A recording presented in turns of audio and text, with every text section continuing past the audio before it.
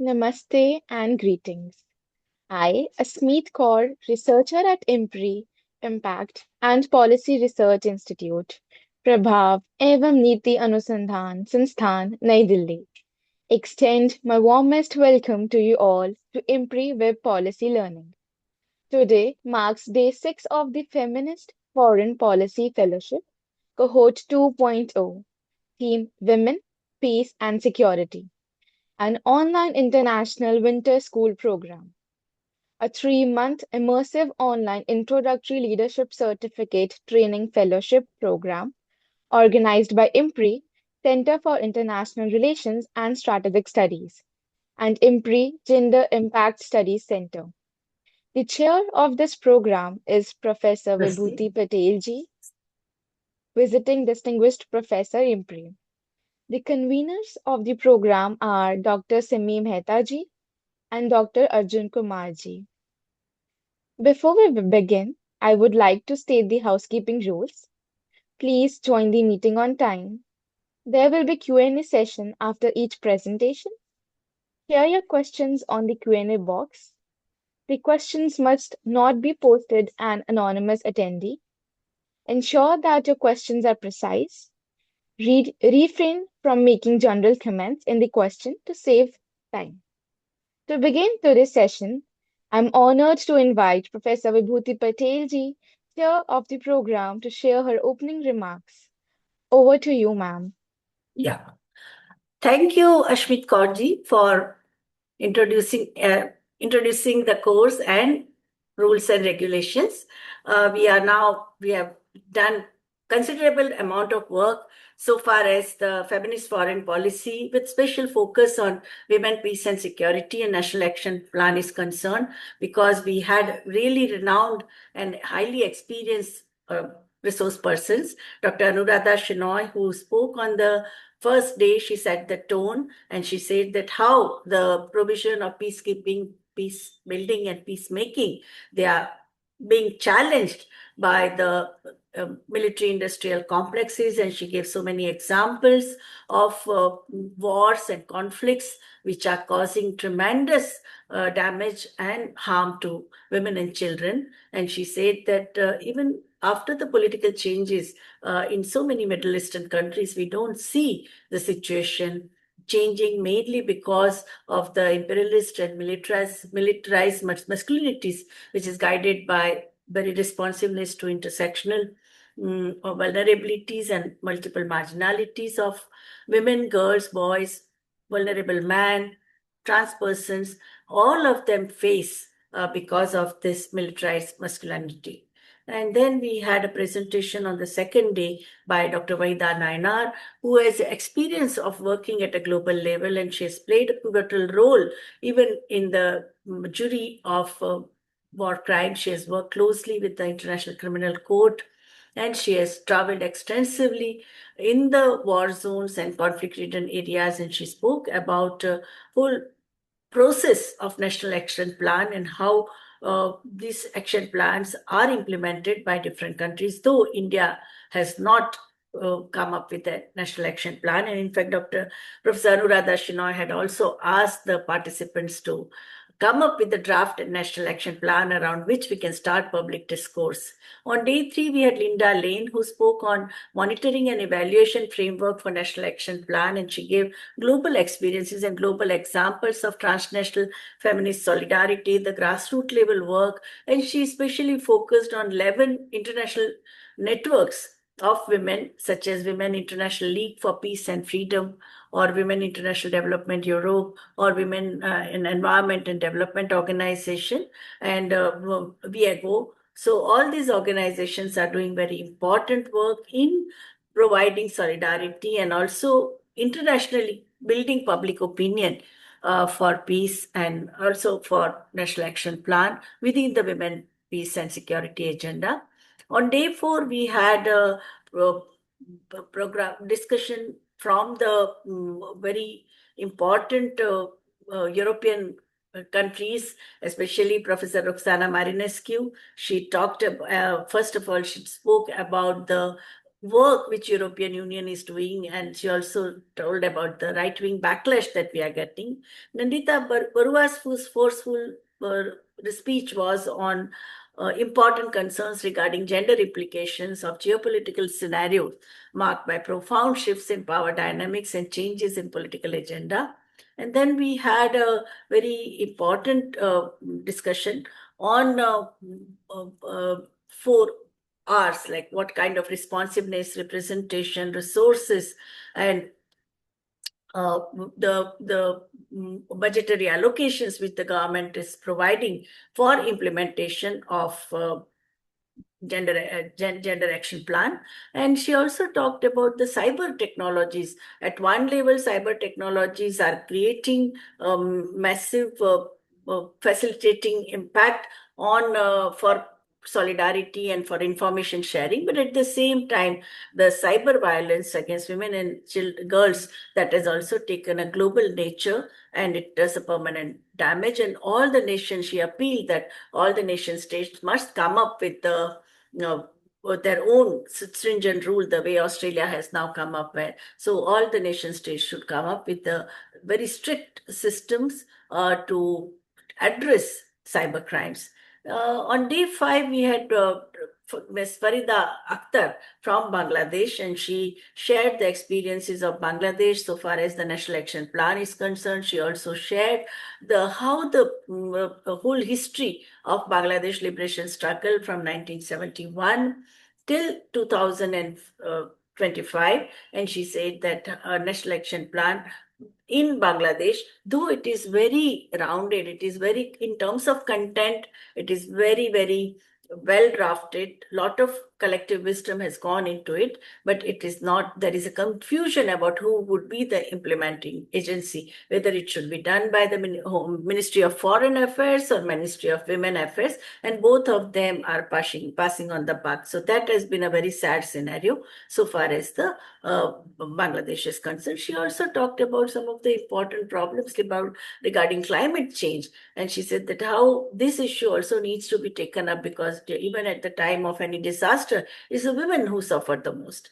Then we had a presentation by Professor Sanjukta Bhattacharya, who summed up that 1325 shows how women and gender perspectives are relevant to negotiating peace agreements, and also planning refugee camps, and also peacekeeping operations, reconstructing war-torn societies for sustainable peace. And she said that regional action plans, she also brought in the new element of regional action plans, that means plan for all ASEAN regions. So ASEAN came up with a regional action plan, and she said that that was first time it was the declaration of elimination of violence against women in Asian region was adopted. And then she said that socio-cultural community, economic community, political security, and security community, all of them need to be sensitized to gender-based violence, and then only we can have a national action plan implemented in with a political will. And today, now it's your turn. You have to now make presentations, and we will start with the presentations of the first person, the first candidate. Yeah. Thank you, ma'am, for your valuable insights and setting the tone for this crucial program. Without any further delay, we would like to begin our fellows' creative presentations. Fellows are kindly requested to accept the invitation to join as panelists, as this will enable you to turn on your videos and audio. So we would like to start with Sukhvinder Multani.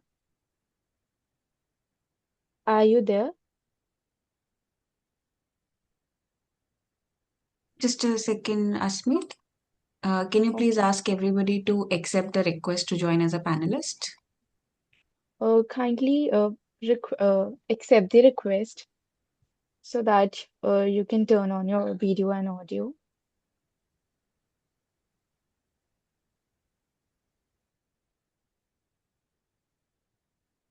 Yes. Sukhvinderji, yes.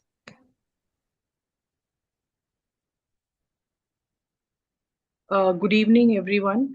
I have a request. My network is poor, so can I share my PPT on the WhatsApp? Yes, you can share and I can present here. Yeah, I'm just sharing it.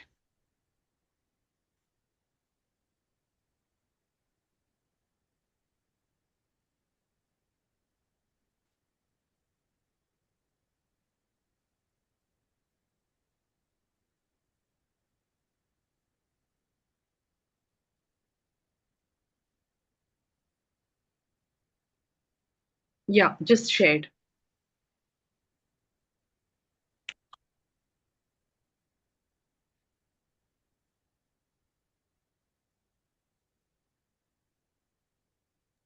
I hope you have received it. Yes, received. And you can please start with introducing yourself and presenting. At the 4 minute, this is a reminder for all that at 4 minute mark, we'll give you all a sort of a reminder to please wrap up your presentation within the next 1 minute, since all presentations are supposed to be only 5 minutes.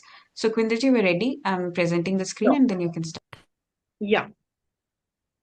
So this is Sukhvinder here. I am from Pune and I work in a private university. I work in the School of Liberal Arts and I'm also pursuing my PhD from Symbiosis School of International Studies.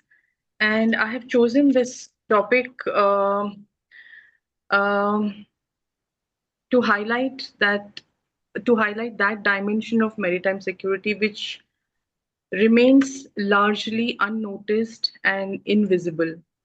So, in the everyday experiences and contributions of women who live, who kind of work and also sustain life along the coastal areas. Mostly traditional maritime security frameworks focus on ships, borders, sea lanes of communication, and strategic competition, but it's very rare that we acknowledge the gendered impact of insecurity at sea and the crucial role that women play as protectors of the ecosystem, the coastal ecosystems, and the peace builders and the guardians of the blue economy.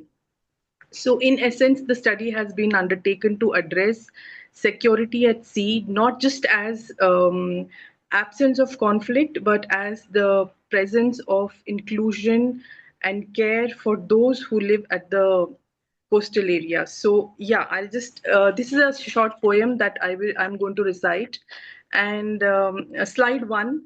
That's an opening slide, and the title of the poem is "Maun Lehreं." हर लहर में एक कहानी है, हर सागर में एक निशानी है, जहां सीमाएं मिटती जाती वहीं शांति की नई रवानी है. So I don't think I need to read the content which is given in the slides because then otherwise it will take a lot of time. Um, Second slide, भोर से पहले वो जाग उठती, सपनों को लहरों पर रखती, जात नहीं जीवन बुनती हैं, सागर से संवाद रखती. Slide 3 shows strength, silent strength. उनका नाम नहीं इतिहासों में पर जीवन है उनके प्रयासों में. जहां शक्ति का अर्थ युद्ध हुआ वो शांति लाई अपने विश्वासों में. Slide 4 storms and survival. जब लहरें गांवों को ढा देती वो आंसू मोती बना लेती. घर नहीं बसाती ईंटों से साहस से दुनिया रच लेती.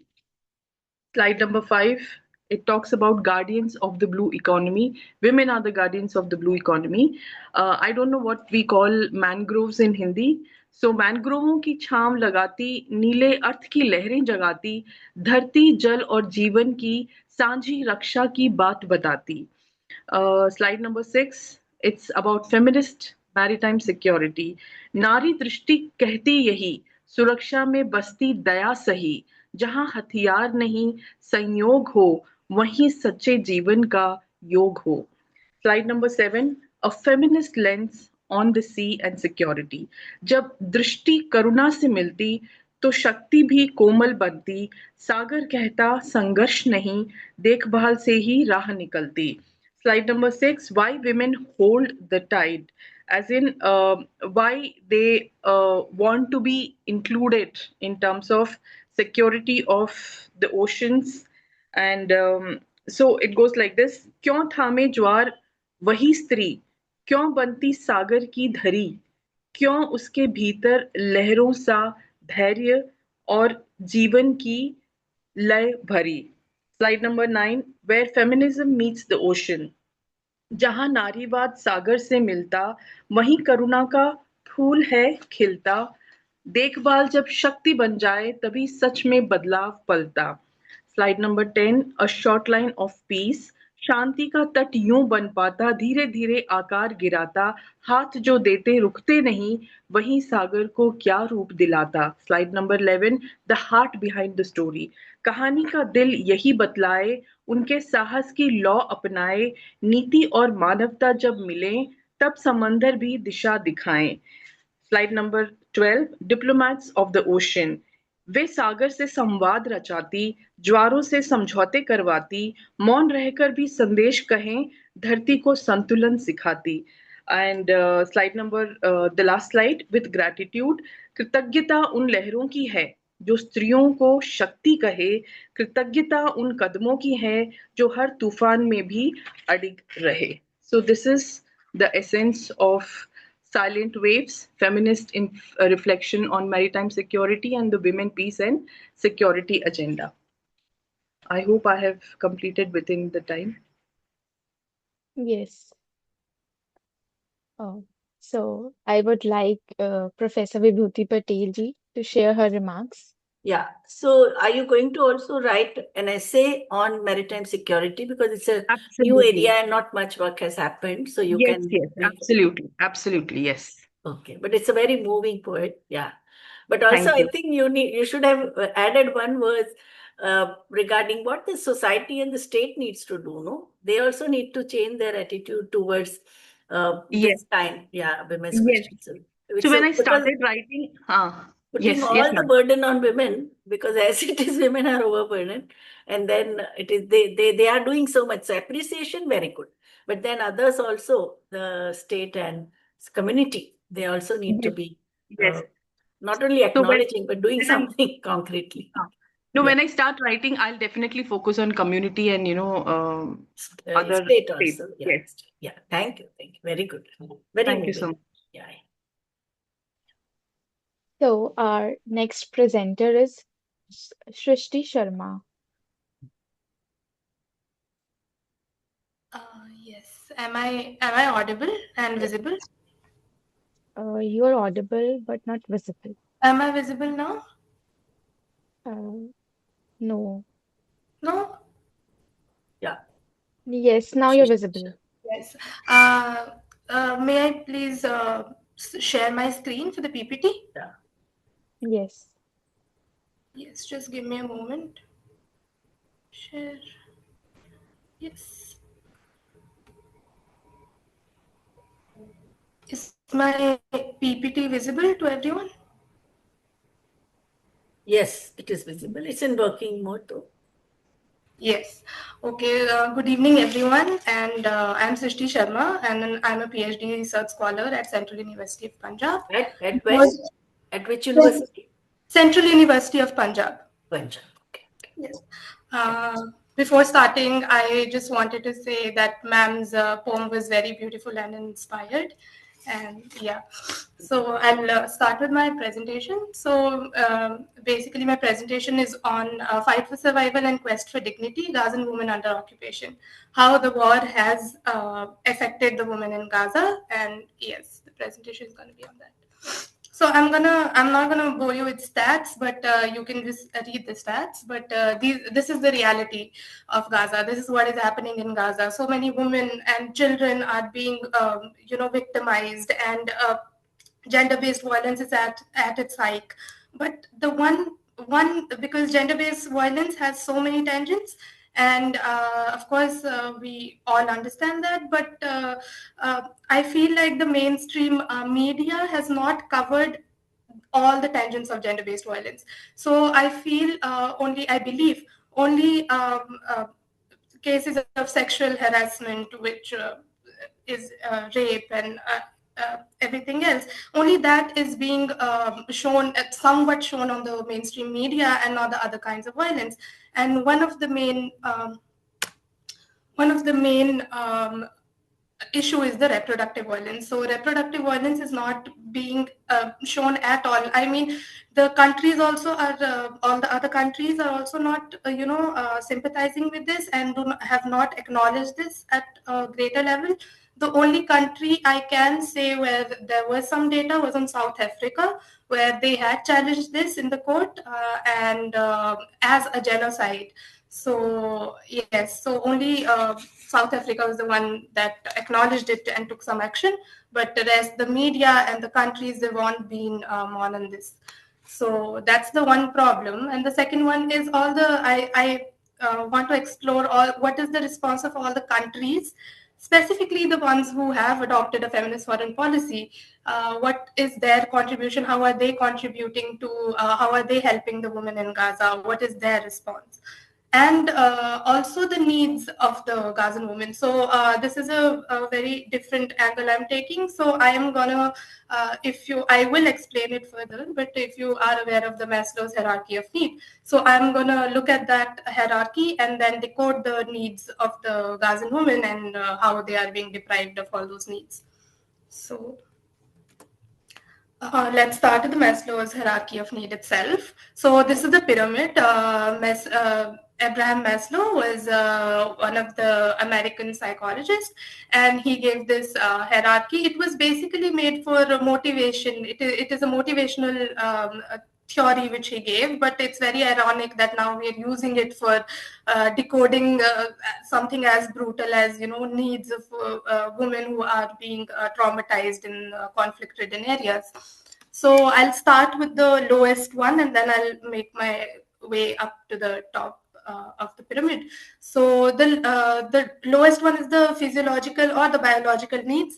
These, of course, these needs are basically the basic needs: food, water, sleep. And as you all might know, that Gazan women are not getting all of this. And specifically, I feel because, of course, other people are also not getting food and all, but for women it becomes difficult because you see there was this IPC took an IPC integrated food security phase classification. They took a survey and of how women's role in this conflict-ridden areas, and 77% of the respondents said that the women in the conflict-ridden areas are the primary caregivers, and they are the primary. They have the primary responsibilities. So women, they always tend to feed their family before they eat themselves, and by that time there is limited amount of food. So of course, so yeah, so no food, no water, and because of the blockade by Israel also. But yeah, and then comes because I'm going very fast because I have less time. So safety needs. So safety needs basically are, security and safety, and that is what gender-based security is. You are not getting that safety. There is reproductive violence, sexual violence. Even after the war started, the hike of domestic violence has been, it has been increasing. There's a hike in domestic violence. Then the belongingness and love needs. So with the displacements, with the deaths of their family members, and also for women with the because of the reproductive violence, they're not getting the proper prenatal and even postnatal care. So they are having cesareans without anesthesia and not in a proper infrastructure, and they're not being immunized, vaccinized, and all that stuff. So yeah, because of that also they go through this pain of miscarriages and premature births and some abnormalities in their kids. So that is also there.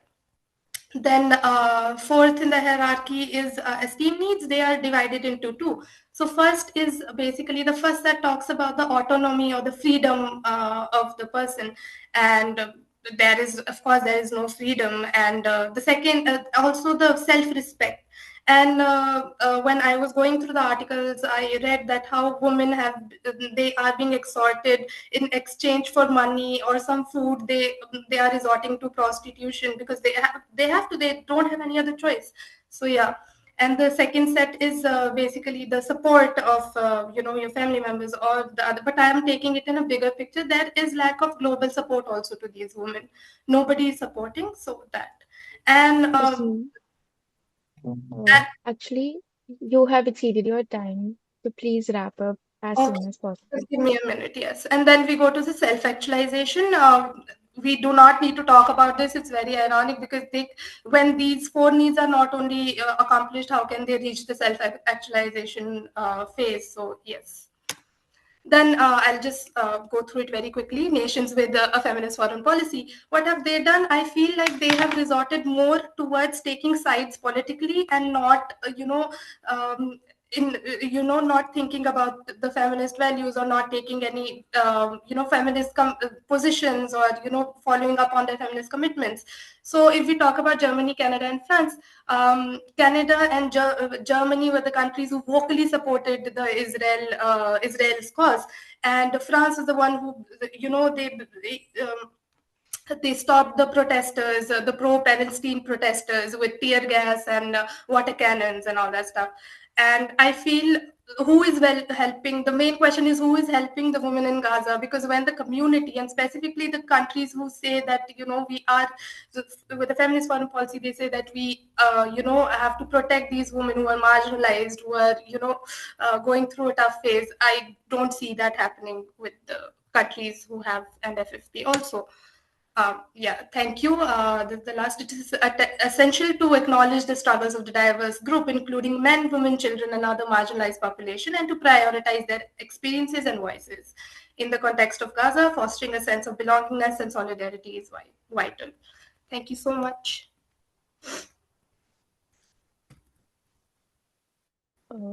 Over to Are you, you ma'am. going to also show because it's a very controversial and sensitive topic, there is a tremendous polarization, as the doctor, our first speaker, she also said that feminists are also divided. There are women from the north, feminists from the north, who are supporting the Israel, and also the Jews within this thing in America. But that's why I think it's important that how are you basing your analysis?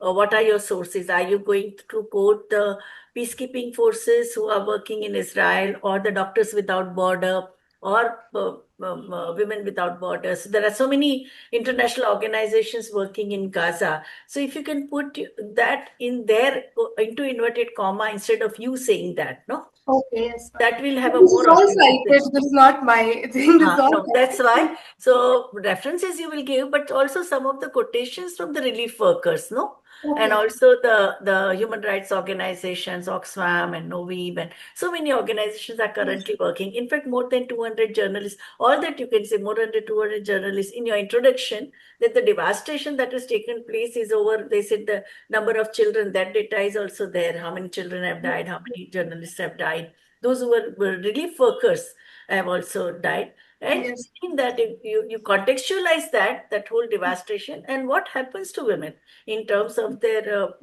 psychological health, in physical health, their Yes. reproductive health, their nutrition and morbidity, because everyone focuses on mortality. Nobody focuses on morbidity. What Yes. kind of deficiencies, nutritional deficiencies they are facing. Because those photographs we are seeing on Instagram, no, so many Yes. citizens are sharing those. So I Yes. think if you can get some quotations from the people who have been on the spot, like there are even several documentaries which also got international award. I saw one in here in Bombay that was there. It's a very, very unnerving documentary. The whole all filmmakers, they remained in Gaza for quite some time, and they were staying with them, living with the people, and filming the. So if you can get those kind of evidences, then your essay will have a more credibility. Yeah. Okay. Thank you. Thank you so much. Now, our next presenter is Dale Fernandez.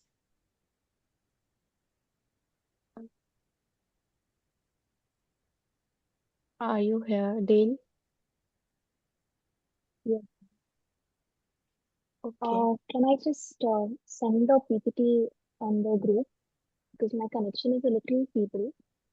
Yes. I was actually the fourth presenter, so I wasn't prepared. I'll just send the PPT.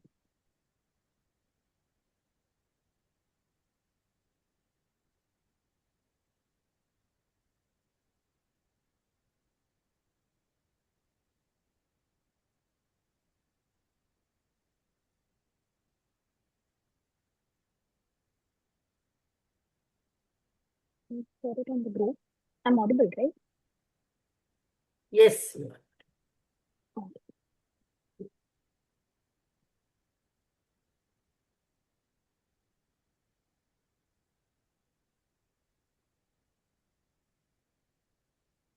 Okay. I think that if you put it on slideshow. Okay. Hello everyone. So I'm Dale Sonora Fernandez. I'm from Mahe. I'm doing my full-time PhD work, and this is almost in my final phase. Uh, so I've been working on reproductive autonomy at a ground level. So I know how what theory says can be very different from what is happening in reality and what's at the ground level. So I thought, why not look at it at a global view and look at it through the feminist policy perspective. So the title for my essay here will be From Wombs to Borders, Centering Reproductive Autonomy in India's Feminist Foreign Policy. Could you go to the next slide? So yeah, so just I've made infographics to just show why reproductive autonomy on the objectives on how I'll be dealing with this entire essay. Uh, so firstly, why reproductive autonomy is a foreign policy priority? If I could just tell it in a few points, which I've noted down. So it aligns with India's women-led development leadership. That is G20. We saw India coming up there and standing out. And this centers agency, not just the access of contraceptive use or anything of that sort. So there's a lot of thing to be spoken about, just agency over bodily autonomy, like I spoke in my blog as well. So it's not just about access to different healthcare systems or things like that. Strengthens global South credibility and norm setting on rights-based development. So we've been talking about SDG goals there. 5.6 talks about autonomy. Again, ICPD, Beijing, also commitments on SRHR and gender equality, that is sexual reproductive health and rights. But although India has been talking about all of these things, we do not see concrete policy making or anything concrete that's coming up from foreign representatives from India. It also drives maternal child health gains by reducing unintended pregnancies and preventable deaths. So what we see is if India could have some kind of a policy where we're talking to the other people and trying to reduce these unintended pregnancies, especially during these kinds when there's wars and there are all these migrations happening, a lot of unrest we see in the world. So during this times, you're not I think my friend here already who presented about reproductive violence in Gaza. She also spoke about how people do not talk about the reproductive violence or these kind of things that the women are actually facing. So I think something like this being centered in foreign policy will be able to put a little more thought into it. It also opens regional diplomacy pathways, that is SRHR quality, supplies, and provider standards, so that there can be some kind of standards through different nations. It yields economic dividends via higher women's agency, labor force participation, and productivity. So, although we've been speaking about digital revolution and all of this at G20, I don't think we've been talking about all these things. The next presentation, please. Yeah, so which is why these will be my objectives. So the first objective will be to expose the structural barriers to reproductive autonomy in South Asian context. So particularly patriarchal kinship systems, inadequate health infrastructure, restrictive population policies, and gendered violence, and to trace how these barriers operate transnationally, necessitating diplomatic interventions. And my second objective will be to develop concrete policy recommendations for India's National Action Plan on Feminist Foreign Policy that substantively integrate reproductive justice, positioning reproductive autonomy as central to the gender transformative development diplomacy, rather than as a peripheral or a humanitarian or health concern. If I could just go into the research method, my research methods are given in the next PPT. Yeah, so first one will be a critical discourse analysis of various frameworks that are there. So we have India's foreign policy documents.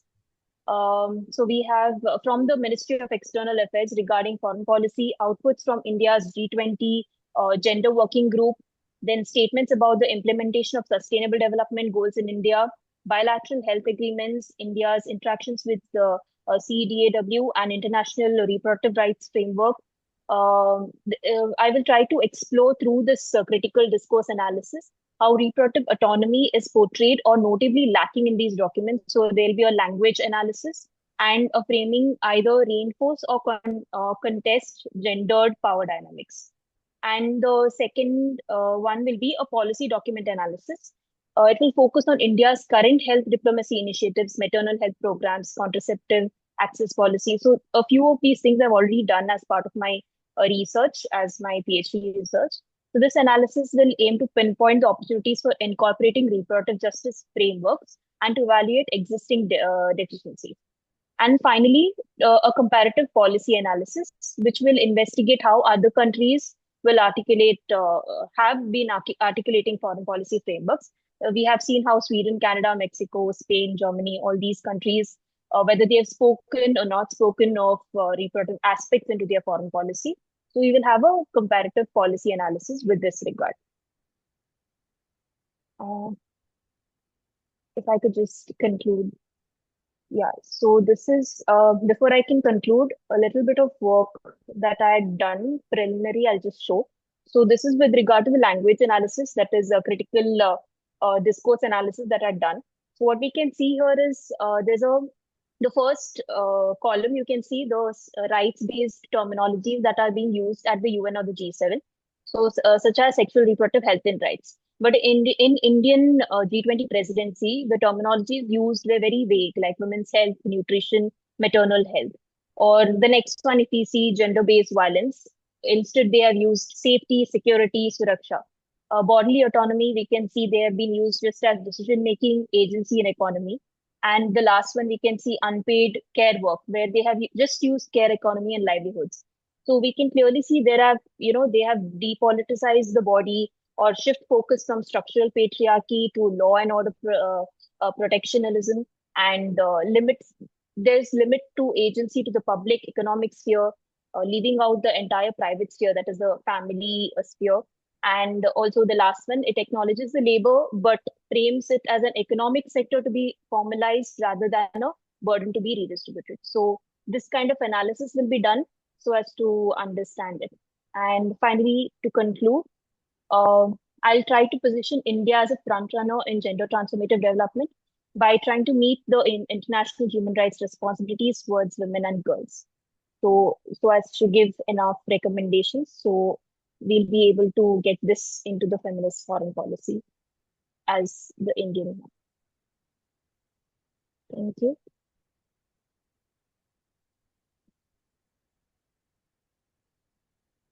Provide the conceptual understanding on critical discourse analysis and who all are the stakeholders in the discourse. I'm sorry, I didn't get your question. Who all are the stakeholders? Are you discourse when discourse is a dialogue between those who are dominant and those who are at the margin, no? So who do you define as a stakeholders in the discourses? So Yes, it's a here civil is society this organization, NGO, women's groups, or women themselves who have come up with their own testimonies, and also the authorities, their stance. No, I'll be looking at both we have this foreign ministries and the discourses happening there. So that along with the narratives the women have given, so that I'll make an analysis of. So narrative women have given, that means organizations, institutions, or individuals? Yeah, NGOs, whatever will be available through their narratives, I will get. And also the women diplomats, no? So many of them have a weekly column. Yes. Yeah, Yes. they write, no, in Times of India, and even Indian Express also has a column on Yes. women and diplomats. Yeah, so that, yeah. So I think you can bring the voices of all different segments, no, from the governance, from politics, and also from the civil society organizations or feminist organizations. Yeah. Yes. Yeah. It's a good, very, very good job. And the way you have prepared the flowcharts there, are they prepared by you or you have taken from some international? No, I gave my information to an AI thing, which helped me make the information. So it's done by you, so no infographics. No problem. No. It's the abstract that I sent to you all, ma'am, in the beginning. You are a research scholar? Yes, ma'am. Which university? Manipal Academy of Higher Actually, Education only here, Manipal. Manipal itself. Yeah, I came there, Yes. but Sundar Suruka had organized. Yeah, the Oh, okay, globalization. okay. Yeah, correct. Very good. Yes. Yeah, thanks. Thank you, ma'am. So Bye. we would like to move on our next presenter, S. Gayatri.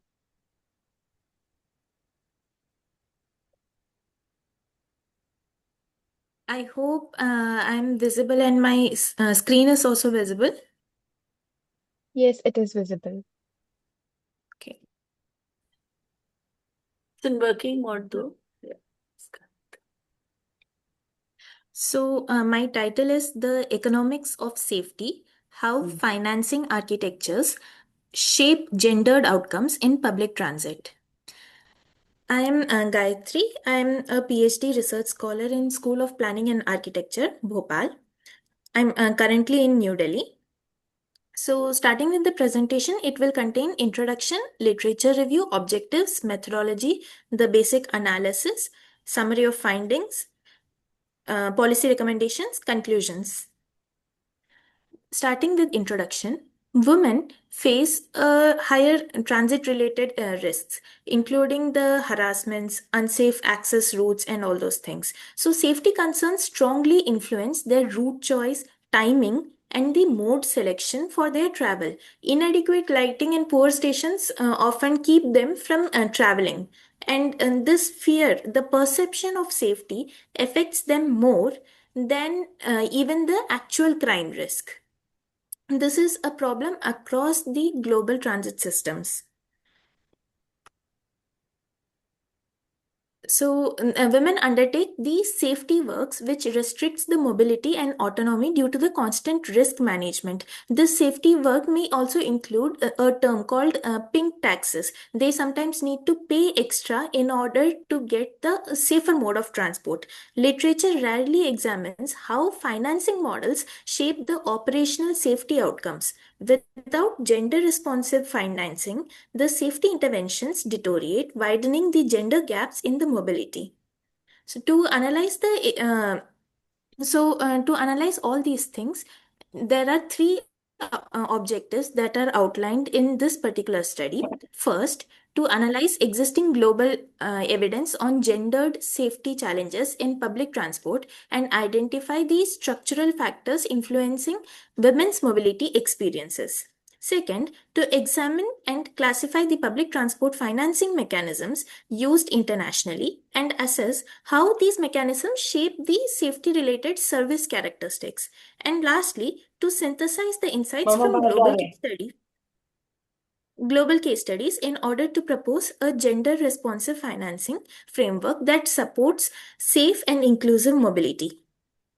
So, in the methodology, we will be proceeding according to the objective. So, objective one will include the structured literature review. The keywords included the gender, safety, harassment, mobility, inequity, all these things. The thematic analysis will be done to identify the patterns in the risk, behavior, and structural constraints.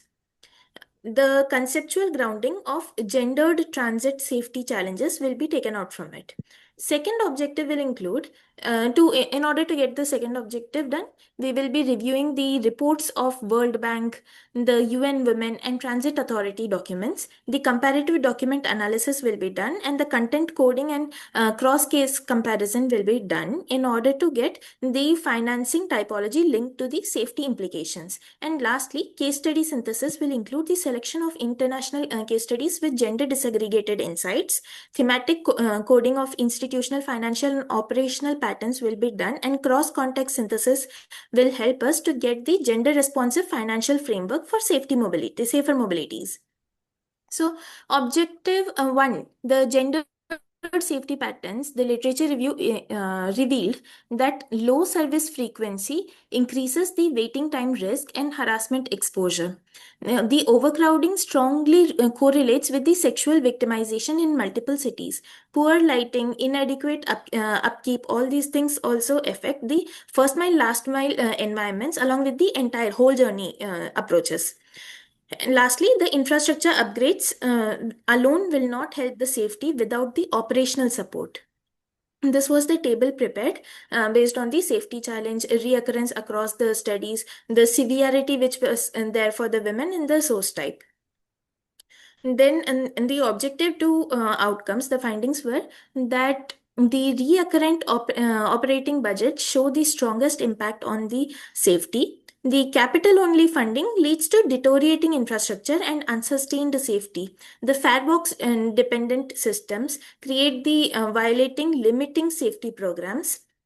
The FSIS confirms the financing stability is a structural determinant of gendered safety outcomes. This was seen in multiple case studies also, and the following table were prepared for different financing mechanisms like reoccurring operating budget, the capital only project funding, farebox dependence, land value capture, public-private partnerships, and multilateral loans or grants. Then, coming to the case study synthesis, it revealed that lighting improvements succeed only with sustained maintenance funding. Off-peak frequency rises only where the operational budgets are protected. Women-only spaces effective in high-density systems like Mexico City and Delhi, but they always might not be effective. The first mile, last mile safety consistently remains the underfunded across cities. So this was the table that were prepared for the four towns of Bogota, the Mexico City, Delhi, and Cape Town. And finally, coming to the summary, women's safety issues stem from systematic operational gaps, unstable or capital-heavy financing worsens the safety deficits.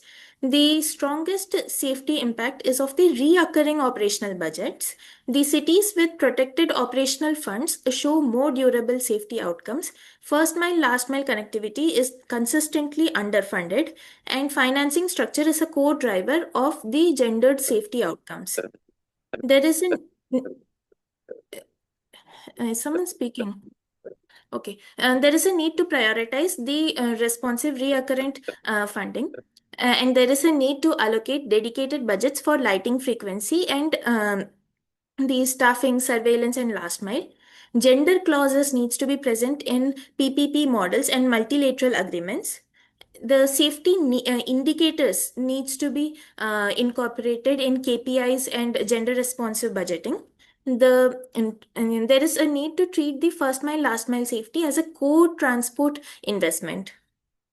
And lastly, women's transit safety is fundamentally shaped by financing architecture. Reoccurring funding ensures the sustained safety operations. Capital only models will not. The gender responsive financing promotes the mobility justice and the feminist policy goals. So these are few of the references that I refer to. Thank you. Shall I stop the sharing? Yeah. So Gayatri ji, you are showing only technological solution, but in Yes. terms of first of all public education and what are the long-term measures for ensuring safety by also penalty, no? And those who are misbehaving, what kind of, there are so many countries which have very strict rules so that they can't go scot-free. While here, even when you have a street harassment and a girl or a woman goes to police station, police just slaps a man and they would just say, okay, just tie a Rakhi from today, he's your brother. Now, okay, that kind of approach.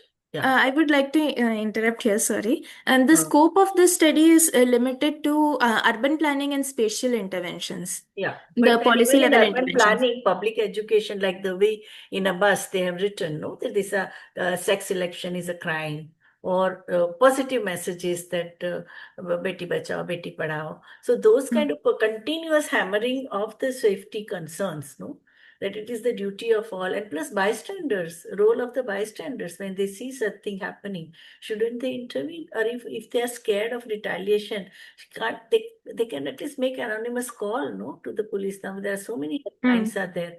So I think in your recommendation you should put technology can't solve. The technology can facilitate. They can't solve the problem. No, you have instead of 10, you have up 50 CCTV cameras, but CCTV cameras will capture the crime. They can't stop the crime. No, so you should also include that aspect. No, Okay. yeah.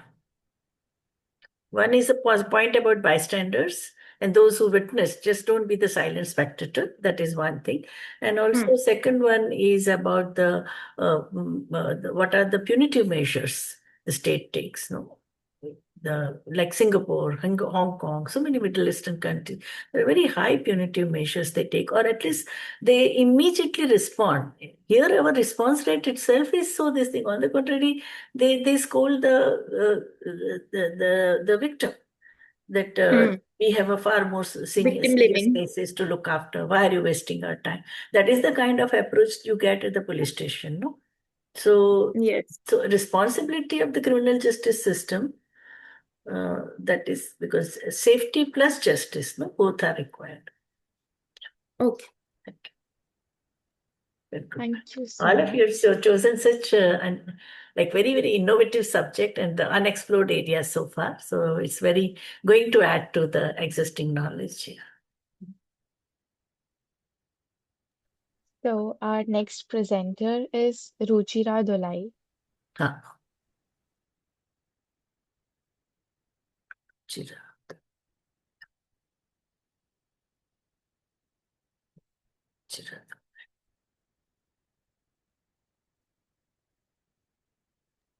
Ruchira ji, are you here?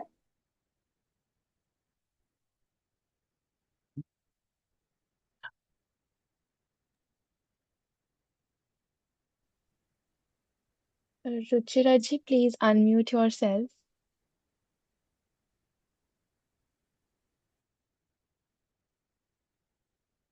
She has shared the PPT. Yes, ma'am, has shared the presentation, and I can see is that she's present in the session also. Achha. So I'm trying to see what's the issue. Yeah.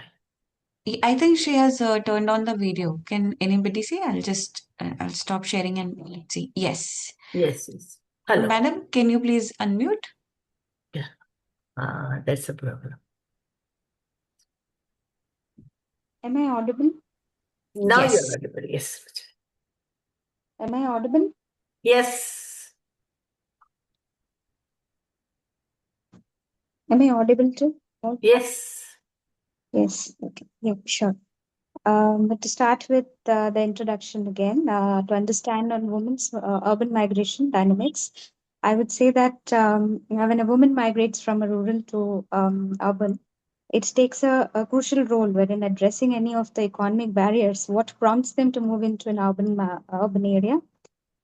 It could also say, to be said that at the UNO level, at the UNESCO level, we do have the data which would say that the UNESCO data 2020, or you can say the ILO data of 2021, or if we can say the DESA data of 2022, all of these says that there has been 48% of migration that happens from rural to urban, which also helps them to increase 30% of income when a woman makes a decision to work at an urban place.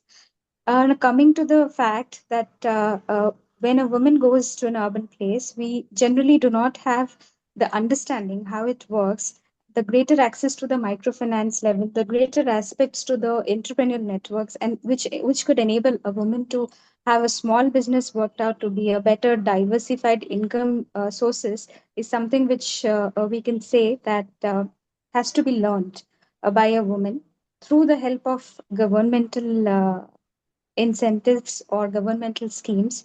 So the chosen topic here, which is Keynesian insights, which definitely means aggregate demand. So the aggregate demand here, I would say for any of the, as the theory suggests, that to have an increased aggregate demand stimulates economic growth when a woman migrate either domestically from rural to urban place as a migrant of BPL level, or maybe a migrant from above of that level, or anybody who is above a graduate moving into a technical or IT sector or manufacturing or services industry. So this would have a fill of labor shortages in key sectors, that is healthcare, education, domestic, etc. But how does this contribute to reinforce the Keynesian multiplier? A multiplier effect is something which I would like to understand, and that was the only mode of having this topic being chosen.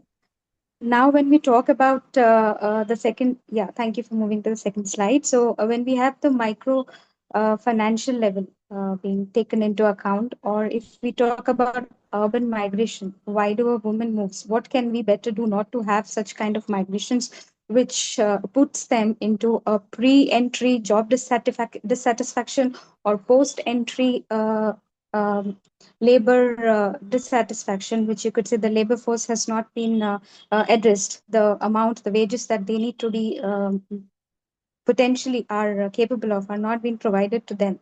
And that would not foster any economic stability, even though they move from the rural to urban migration.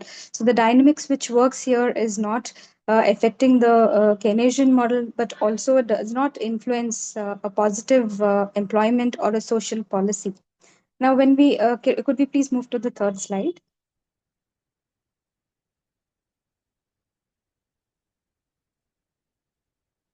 Yeah, thank you.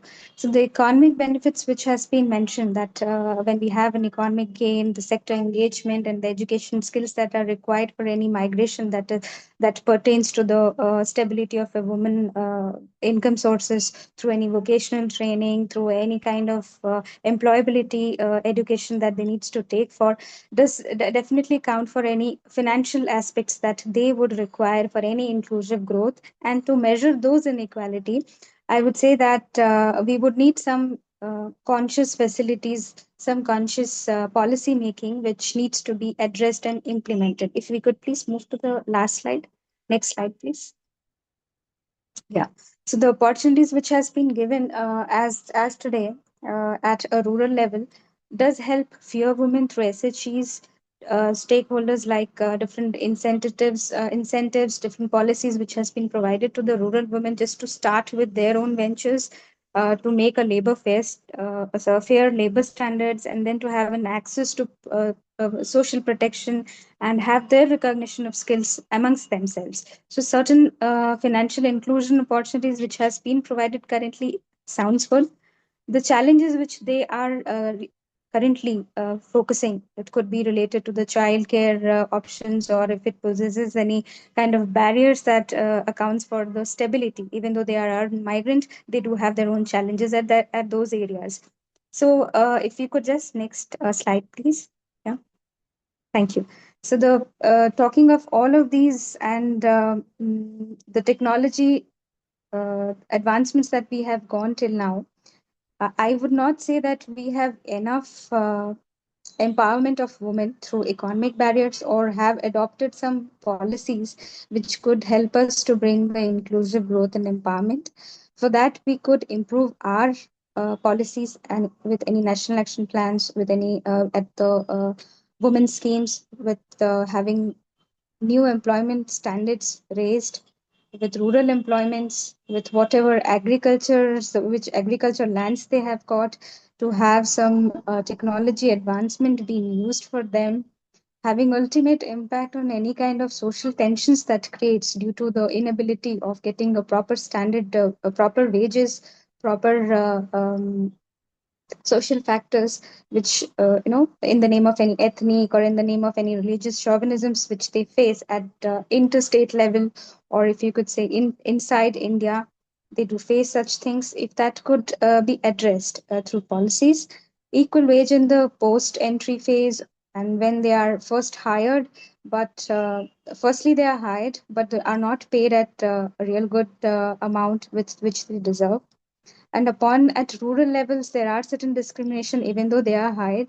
So those things, if that could be addressed at policy levels. When we talk about the labor force casualization, we do see situations even at corporate sectors, even at manufacturing sectors, and that does not satisfy the safety net for the migrant workers. Now, coming to the rural phase, I would say if the rural introduction with grooming women over there using their own laptops, using technology to facilitate their own economic growth, which would improve our Keynesian models of economics inside India, and have some inculcation of entrepreneurship, which will not only bring them money, entrepreneurship in the name of not only in the name of entrepreneurship, but a practical approach of introducing them to different kind of medicinal plants which is easily available at all of the nook and corners of India. Inside any places which has more of mineral rich areas, they could just implement their own startups, their own industries, and that's the way that women can flourish, bringing new techniques being introduced, and also using with whatever traditional knowledge they have got from there, or different generations, upcoming generations can also learn from them. That could be a policy implication to me. We also can have said that any effective government intervention can only bring the change. I could close with three examples. First example is I would say on with me. If I'm introduced coming as a migrant, if there is a link which I click on the mobile that tells me that so and so thing is going to happen, and I don't trust it, and I directly go to the police and ask them that this is something which I have received, the police starts questioning me like, how did you receive it? If post the event takes place, or post the incident takes place, there has no response even after the incident has taken place, though it has been intimated to them. That is an example when it comes to a migrant woman.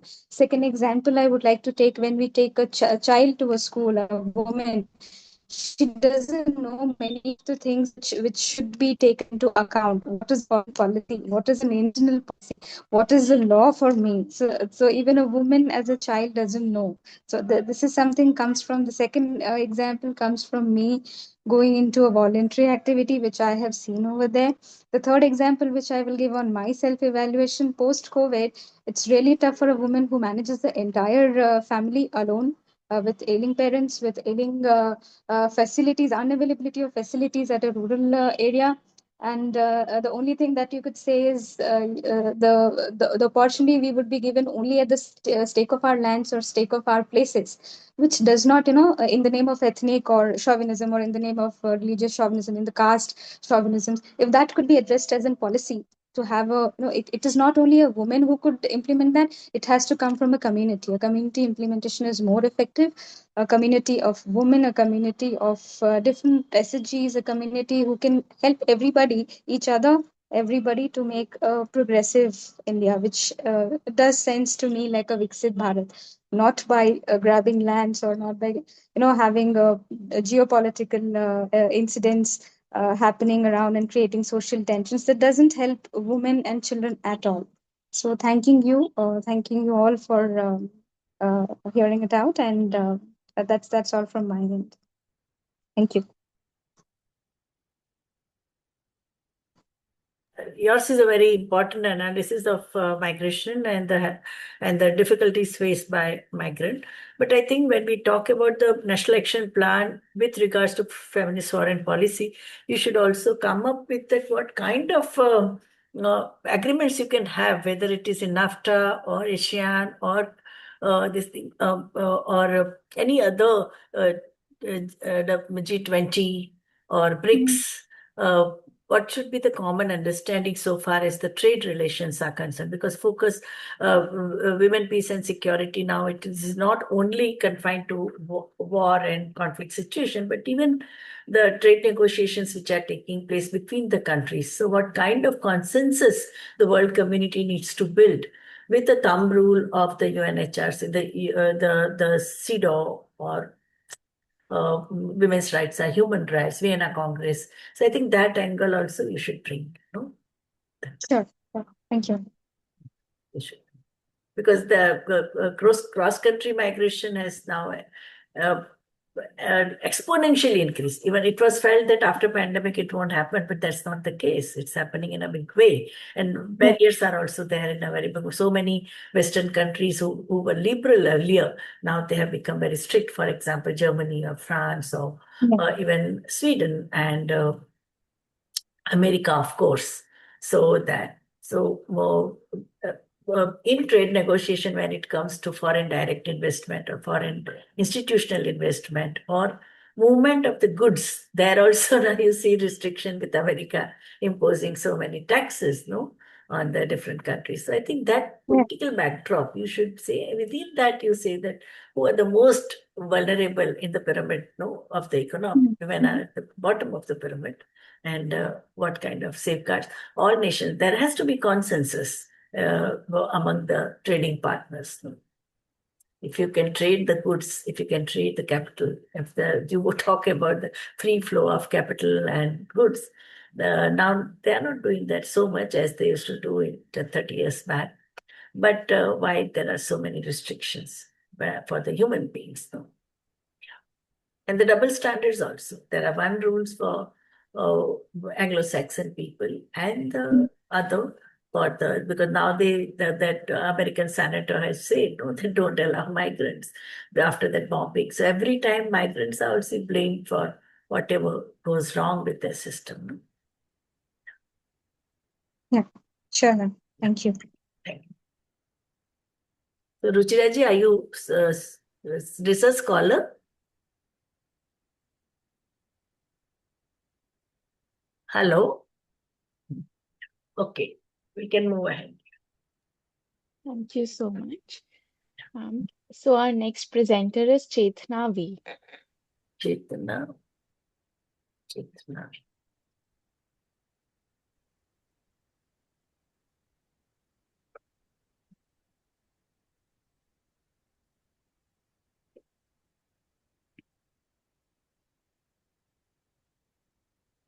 Yeah.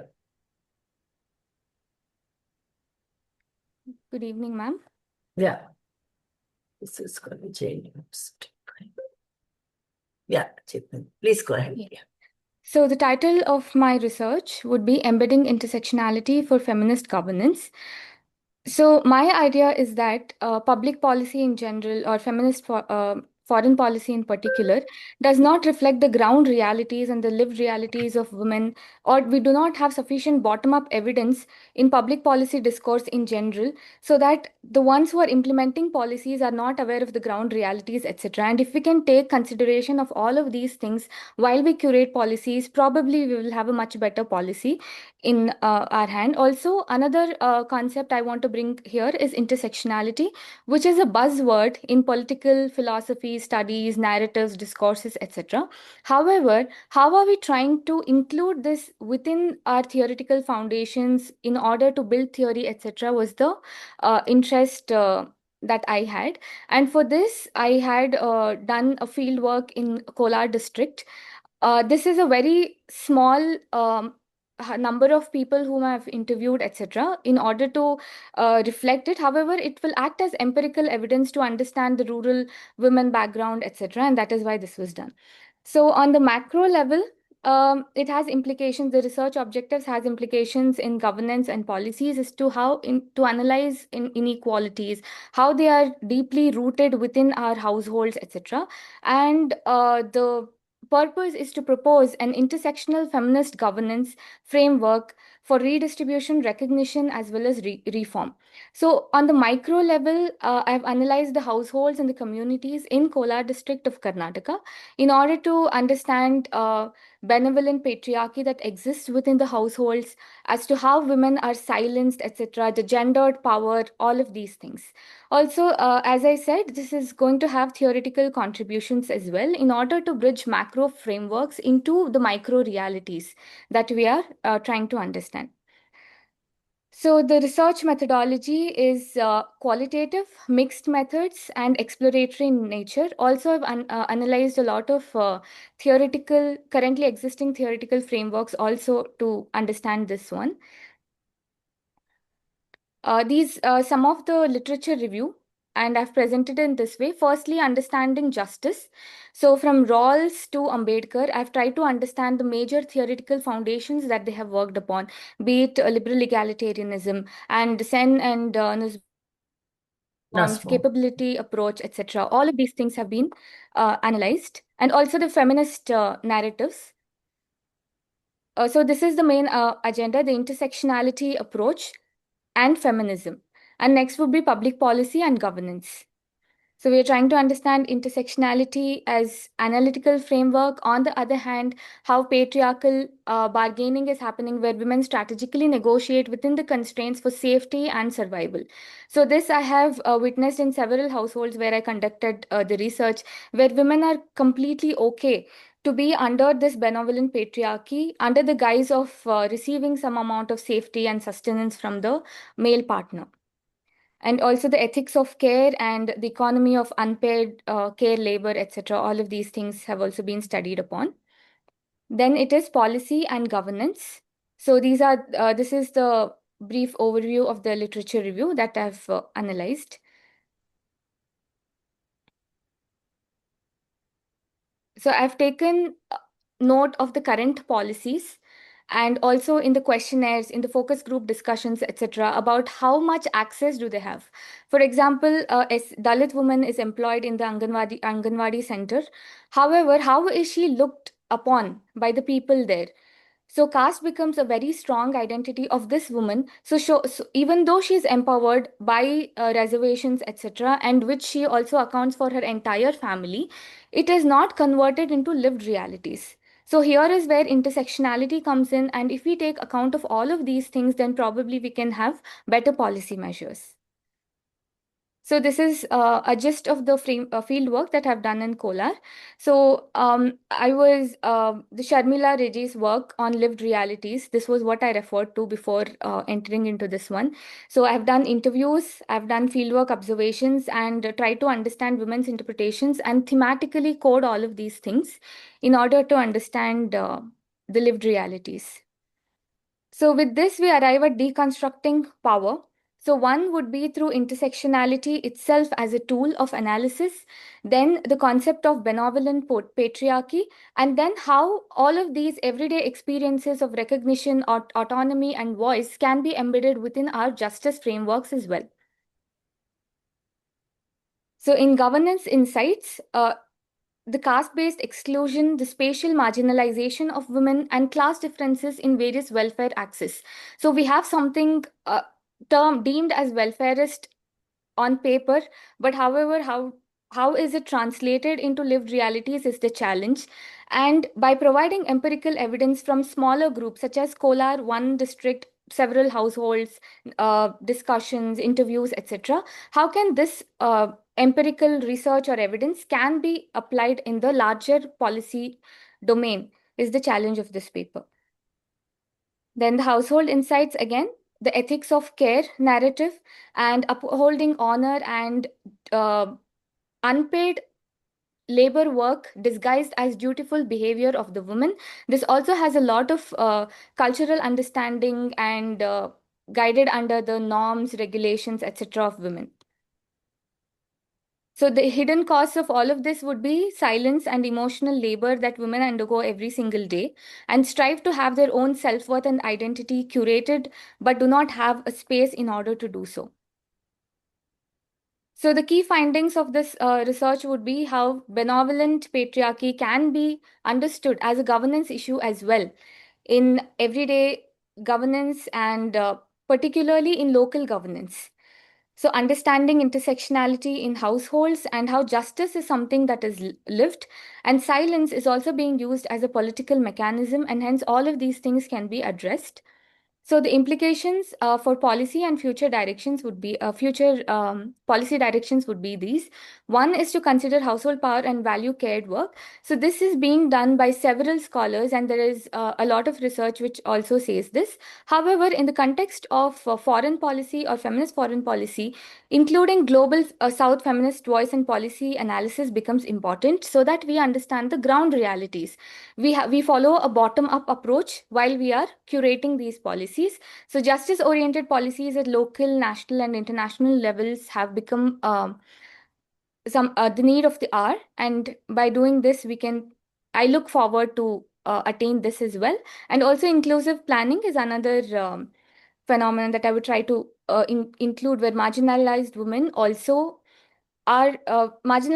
recognized by the multiple identities that they share. So a Dalit woman belonging to a poorer class has lot of couple of more challenges than a woman who belongs to the general category, etc. So these are the things that I would like to include for future policy analysis. Thank you.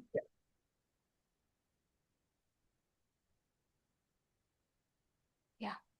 So thank you, Chitaj, for such a academically very rigorous work that you have done, and even theoretically you are so grounded, and bringing it in the international relations domain is a very bold attempt that you have made, and you are also going to do some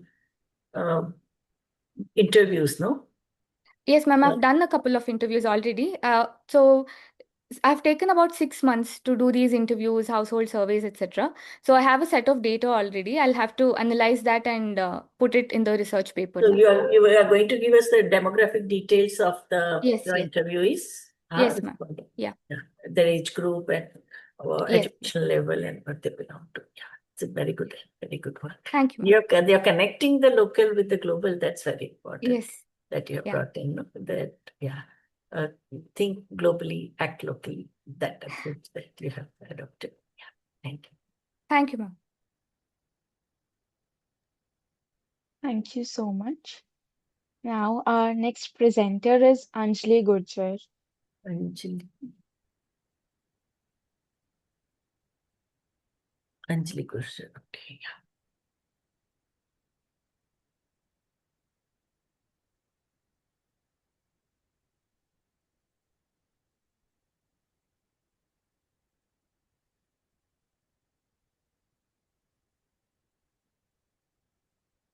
Yes, Anjali ji, can you hear us?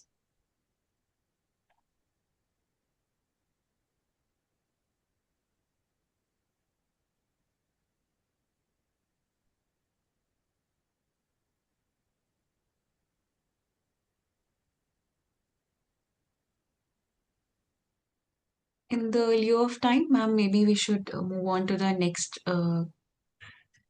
person, and then we can come back to Anjali ji later. Yeah. She had also completed her blog, no? She has given a blog article for the blog, no? Yes. That's there, and please. Yes.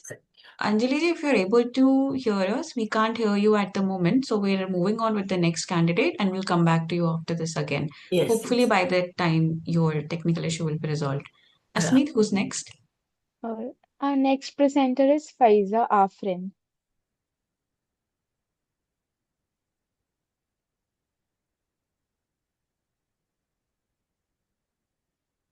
Yes, she's here.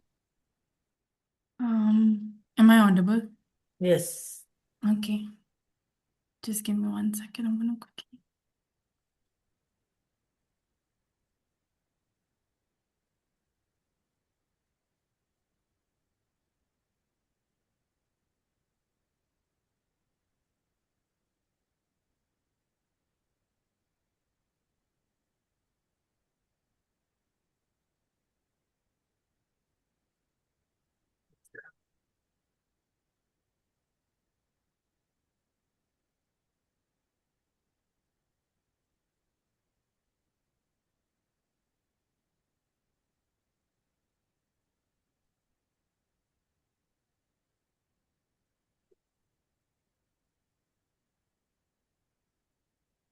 Is it in presenter mode? Like, can you only see the content or can you see the whole window?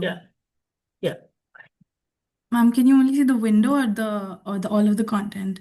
We are seeing only means all of the content, but there is also window. So if you can stop this.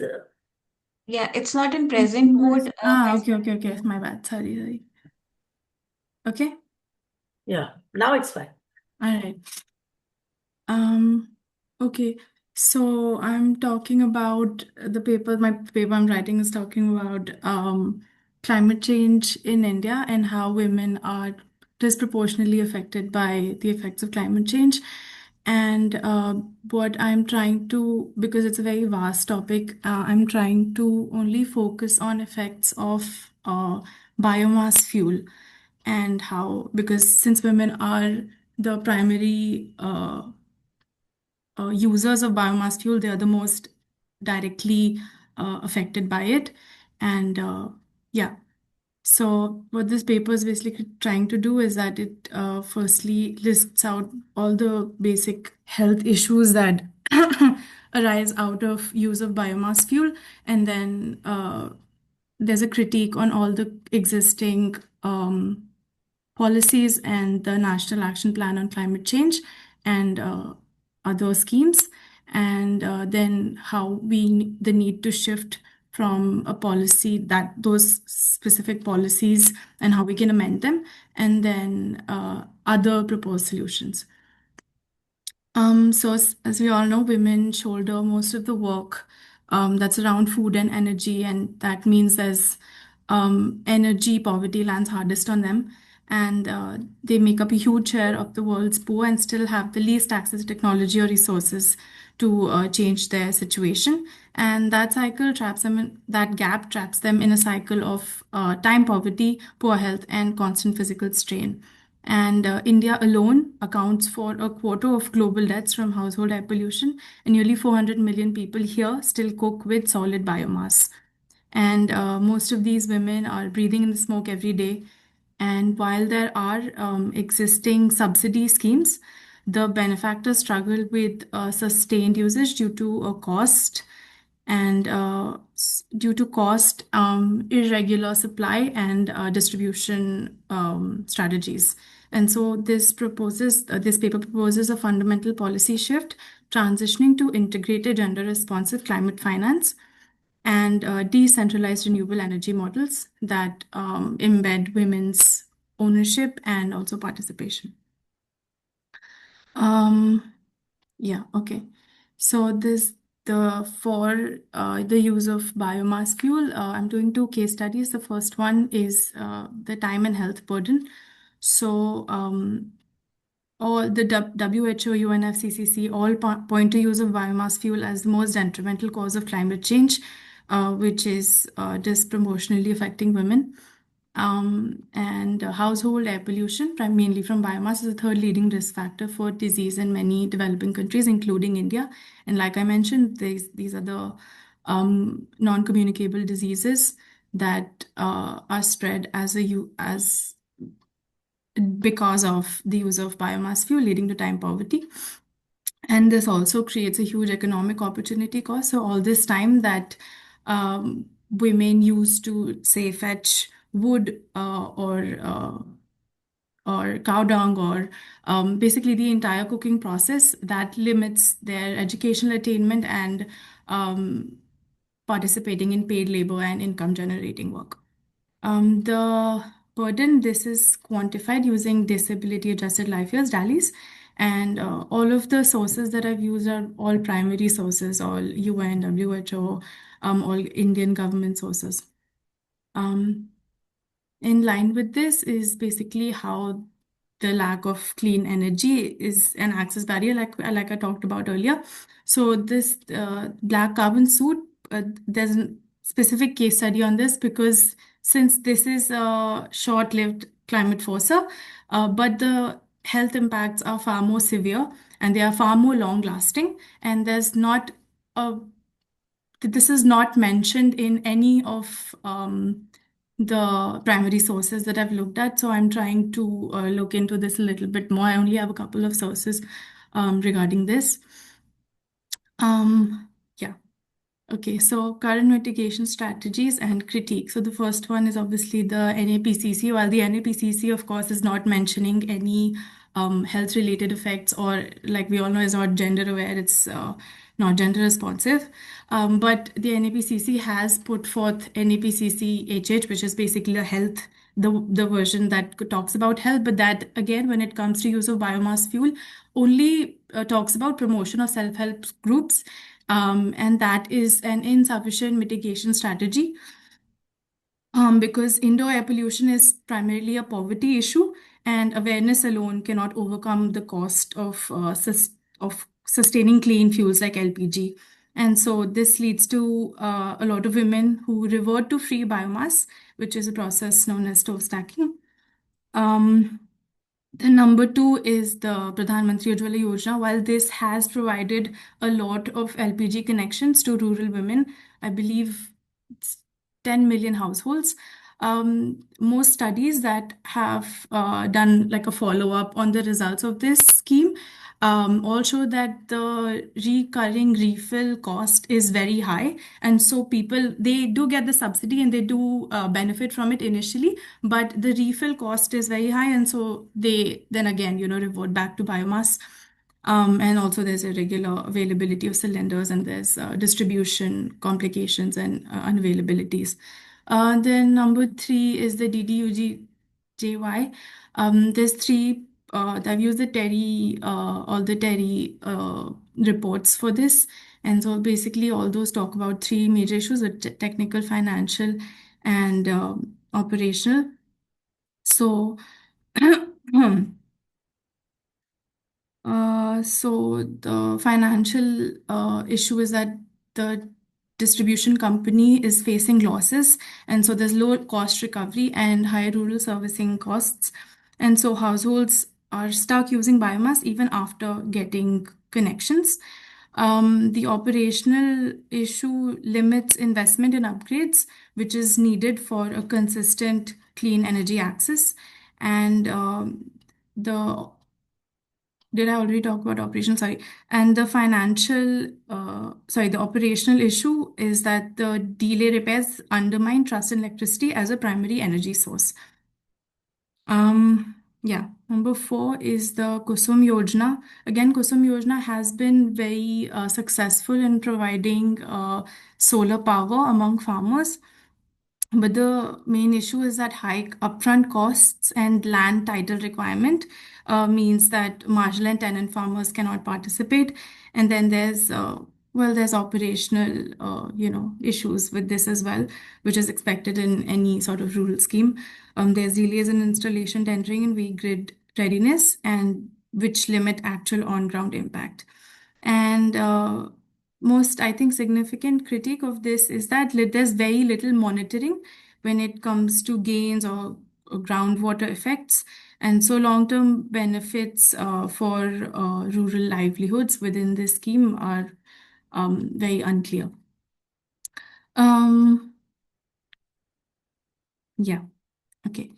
Of course, a change in these policies is, of course, one, like within these case studies, I'm trying to put forth this is the policy and this is what needs to change. But other than that, in general, in India, to mitigate the issue of using biomass as fuel, we need to shift from subsidy to sustained finance. And number 2 is gender-aware decentralized renewable energy. Why? So we already have DRE in the country, and there's the electricity issue has improved a lot significantly. But why it needs to be gender aware and why it works is because it targets the specific gaps women face. And instead of only offering lighting, it delivers the kinds of energy women actually need to move away from biomass and expand their livelihoods. And when women are helping design, operate, or finance these systems, the energy services align with their daily realities, and this makes adoption stronger and outcomes more sustainable. The third one is taking international inspiration. So, taking inspiration from successful gendered energy models, integrated financing, and ownership. One of them is Bangladesh and East Africa. So, there's a policy for people who are unable to provide to afford, let's say, solar power, for example. There's a pay as you go system, so you don't need to pay in advance or have a monthly set installment, or like this month I need to pay this much and then again and again. So that sort of reduces burden, and then you pay as you go. It's called PAYG. And then looking at Philippines National Action Plan, they have a lot of robust detailed information on how to combat use of biomass fuel. And the last one, this is the one I've never heard about before, and it was very interesting to me, is the Women Barefoot Solar Engineers of Africa, who are aiming to improve the lives of rural poor, the rural poor living on less than $1 a day in remote, excuse me, inaccessible villages of the energy grids in 21 least developed countries in Africa. And this supplies their communities with clean, low-cost household lighting from solar energy, and illiterate women from villages are recruited by this place called it's called, what is it? The Barefoot Solar Engineers. So Barefoot College is basically the institution, and they recruit all these women who technically do not provide any do not contribute to the GDP, since the whole concept of unpaid labor and unpaid care work. Yeah, so these are other proposed solutions that could help in reducing the use of biomass fuel. Yeah, that's it.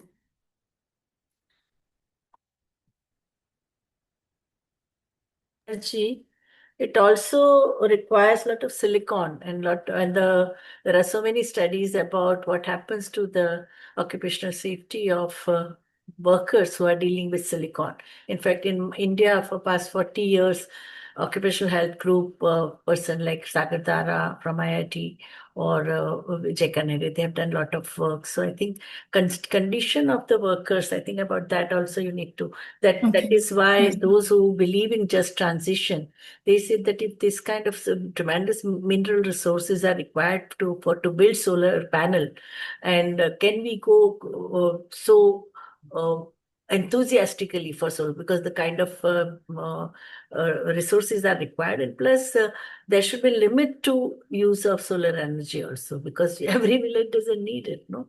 Yes. So rational attitude towards use of solar energy. So that way, Africa's solar these they are doing good job because it is happening at a small scale. But if you do it at a very large scale, then it is going to cost you will need a lot of silicon and so many mineral resources. And what happens to the occupational safety of the workers? So that's also because always we see that environment movement, those environmentalists and the workers are always trade unions, they're always at the loggerheads. Because the kind of solution they suggest, they also are quite harmful to the working class, no, who are.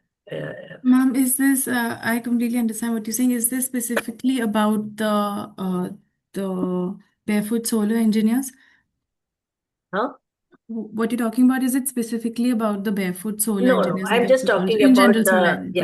All right, extra got it. use, Yes, ma'am, I'll look into that. extraordinary use of the solar Mhm. energy with demands, because the new scheme of government, this every village should have it, but we don't need it, because all environmentalists are saying that we don't need that much dependence on solar Mhm. energy.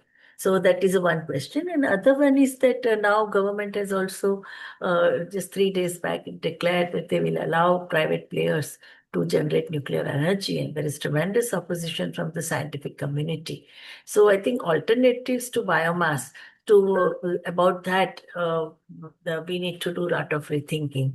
Yes, biomass creates a lot of the smoke. Also, women inhale carbon monoxide, reproductive, respiratory tract illnesses also are there. You said non-vector-borne diseases, so that is there.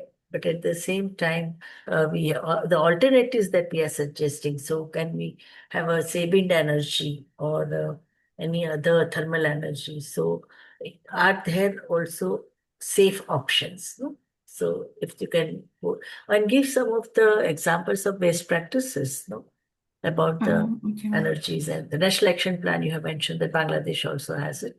Yeah. So from there, if you can come up, or Japan or this thing, because in energy sector, they have done quite a lot. Yeah. Okay, ma'am, I'll look into that. There's a Yeah. recent climate finance taxonomy that came Yes. out. That's recent, yeah. So 20 Yeah. activist groups. I Yes. haven't had the time to read through all of Yeah. that, Their but I'll look declaration into is it. also there, widely Yeah. circulated. You can download that. All right, ma'am. Okay, thank you so much. Yeah. Very good one. Thank you. Thank you so much. Yeah. Our next presenter is Anjali Gurjar. Am I audible now? Yeah, you are audible. Yeah, you are audible. Yes. Okay. Sharing screen.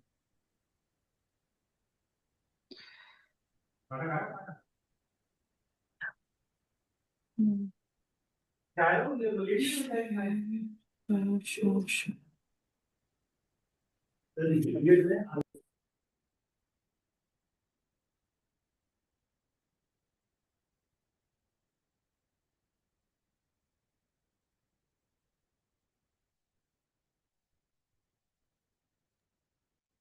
I think there is some issue. Can I go next? Yeah, I'm not able to do. Right. Yeah. Huh. Sorry. It's okay. So, our next presenter is Kaveri Gopakumar.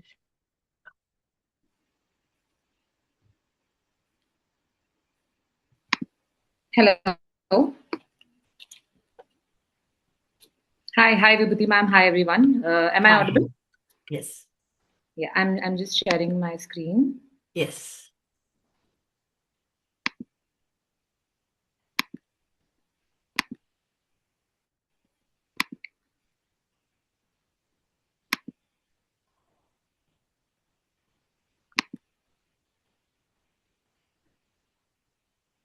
Are you able to see the screen? Yes. Digital feminism as well. Yes. Yes. So hi everyone, I'm Kaveri Gopakumar. I'm a technology marketer. So forgive me, I'm not a research student or a scholar. So forgive me if there's any gaps in the way I present. I'm also a women in tech leadership evangelist. I've been working the tech domain for over a decade, and I know how important it is to have women in tech leadership to ensure the stakeholdership in for women is present. My topic is digital feminism as foreign policy and how we can go about building digital peace economies by advancing digital security in conflict zones. I'd like to start by saying conflict affected regions demand our attention and now. Why do I say this? If you look at conflict affected regions, the two regions that I've taken is Manipur and Kashmir, where severe gendered and humanitarian security crises run. These affect women's everyday lives. In Manipur, since the outbreak of ethnic violence in May 2023, more than 60,000 people have been displaced. Thousands of people have been homeless. Religious structures are destroyed. And women and children, as all of you know, when there is a violence, when there's any conflict in any region, women and children are affected the most, whether it be sexual violence, erosion of livelihoods, disrupted health and education, and also psychological stress. This is something that nobody really talks about, the mental stress and trauma that people go through and that they carry into their future generations as well. In Kashmir, there are, since of decades of militarization and conflict, they have inflicted a widespread pattern of sexual violence, disappearances, disruption of social fabric, and a lot of mental health crisis that is currently there among women. This creates a sort of pattern of trauma that continues into their future as well. What has happened in these conflict zones? Traditional methods that are state centric and often militarized approaches, this has failed to guarantee security in a meaningful way that gives women a dignified life. Instead, the violence and the systemic abuses continue as it reinforces a lot of structural inequality, social exclusion, and gendered vulnerability. Why is it important to think of this now and why the action should be taken now? We are very proud as a country when it comes to digital India. We have the biggest of tech giants now investing in India. You name the biggest tech giants, their CEOs are in talks with our stakeholders. But how much of this is now reflecting on the grounds when it comes to conflict regions? When we are such a digital savvy, digital first nation, how much of this is not seen on the ground? So, what's going wrong, and what are the serious vulnerabilities that remain when it comes to digital? I'm only taking the digital aspect of Manipur and Kashmir as of now. As you all know, in 2023, 22 to 23, Manipur was offline for 80 days. Now, this has been something that is not seen as a big issue. But as you all know, that we have access to internet every day of our lives, every minute of our lives. Now, think of being offline for 80 days. Same with Kashmir, it was 552 days. Kargil 145 days, and across the nation. So internet shutdown is seen as a very common thing in these regions. 84% reported experiencing some sort of cybercrime in Kashmir. So a study among the female university students has pointed out that there are so much of 84% increase in cybercrime. And if you see, there are, what from my understanding and my reading online, what I understood is there are certain apps like the National App for Protection of Women. There is a 112 helpline. There are helplines.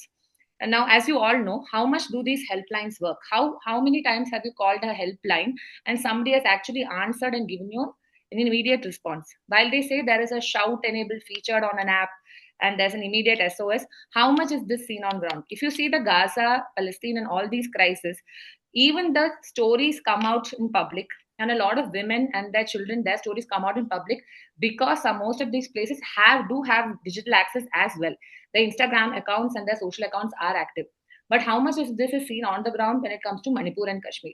Many women do not even understand cyber laws. Around 43% said they were not aware of cyber crimes as such. And a lot of these victims report depression, anxiety, and withdrawal from online spaces. So when there are multiple shutdowns, when there are multiple blockages to digital access, eventually what happens is you become subservient to the system. You become numb. You feel that, okay, now I should just withdraw and stay in my room. So what the social legal study focused on cybercrime against women in Kashmir notes that many crimes go unreported due to this social stigma, low digital forensic capacity, and unclear legal definitions of what digital violence is, and limited trust in enforcement systems. Frequent internet shutdowns significantly undermine digital access and security. In 2023, the state reportedly saw mobile internet shutdowns for over 200 days due to ethnic violence. And now, not just the shutdown. Once the shutdown is taken off, once the connection is restored, it is restored with, it's as good as not having a connection, because there's no VPN hotspots, static IP, restrictions on Wi-Fi and shared networks. So connection is restored just for the sake of it. So the report I am working on is to point out how digital analysis, digital transformation can be more of less of talk and more of action. When we come to digital stakeholdership on women, peace and security in India's conflict affected regions, how can we think of outlining actionable pathways to embed these insights into a future in India national action plan, and how digital systems that is already reshaping governance, communication, security can be harnessed in advancing gender responsive peace building. So the theoretical framework will cover 5 complementary lenses. One is the WPS framework on how digital tools can reinforce the 4 pillars of participation, protection, prevention, relief, and recovery.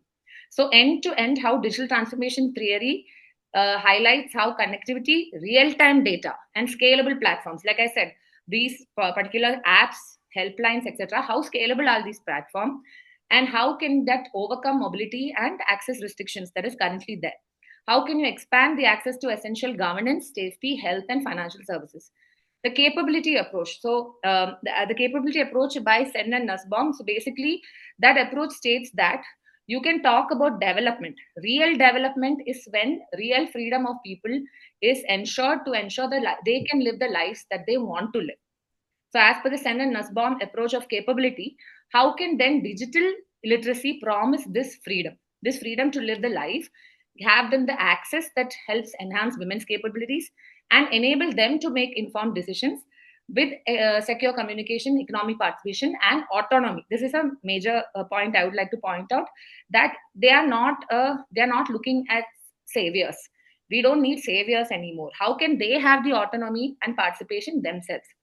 Conflict transformation theory by Lederach. So basically, this illustrates how digital platforms facilitate long-term transformation. So Lederach's conflict transformation theory talks about not just about conflict management, but how to have long-term relationship building and how that can help in conflict management.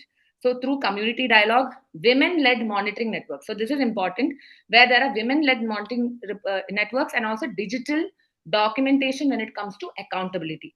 So whereas there are helplines where people call and they cannot get in touch with, how can it be end-to-end? In all terms, how can digital access be end-to-end in promoting this? Feminist security studies. So while security as a national security, there should be specific focus on everyday feminist security and cautions. So whether it comes to cyber crimes or surveillance, everything that women faces, how can it go from a feminist security study viewpoint? Some of the key insights is, if you look at the digital capability index, so across India, especially in conflict zones, there should be a digital capability index study. So digital capability index is, as you see on your right, it really covers all the different parameters of where a country and where a state is when it comes to digital transformation. Be it the digital use cases, where is the transformation capabilities, where is the transformation planning, and where are they in terms of digital maturity. Like I said, I did not find much information on the digital maturity of these places. It is as good as saying there is no digital maturity.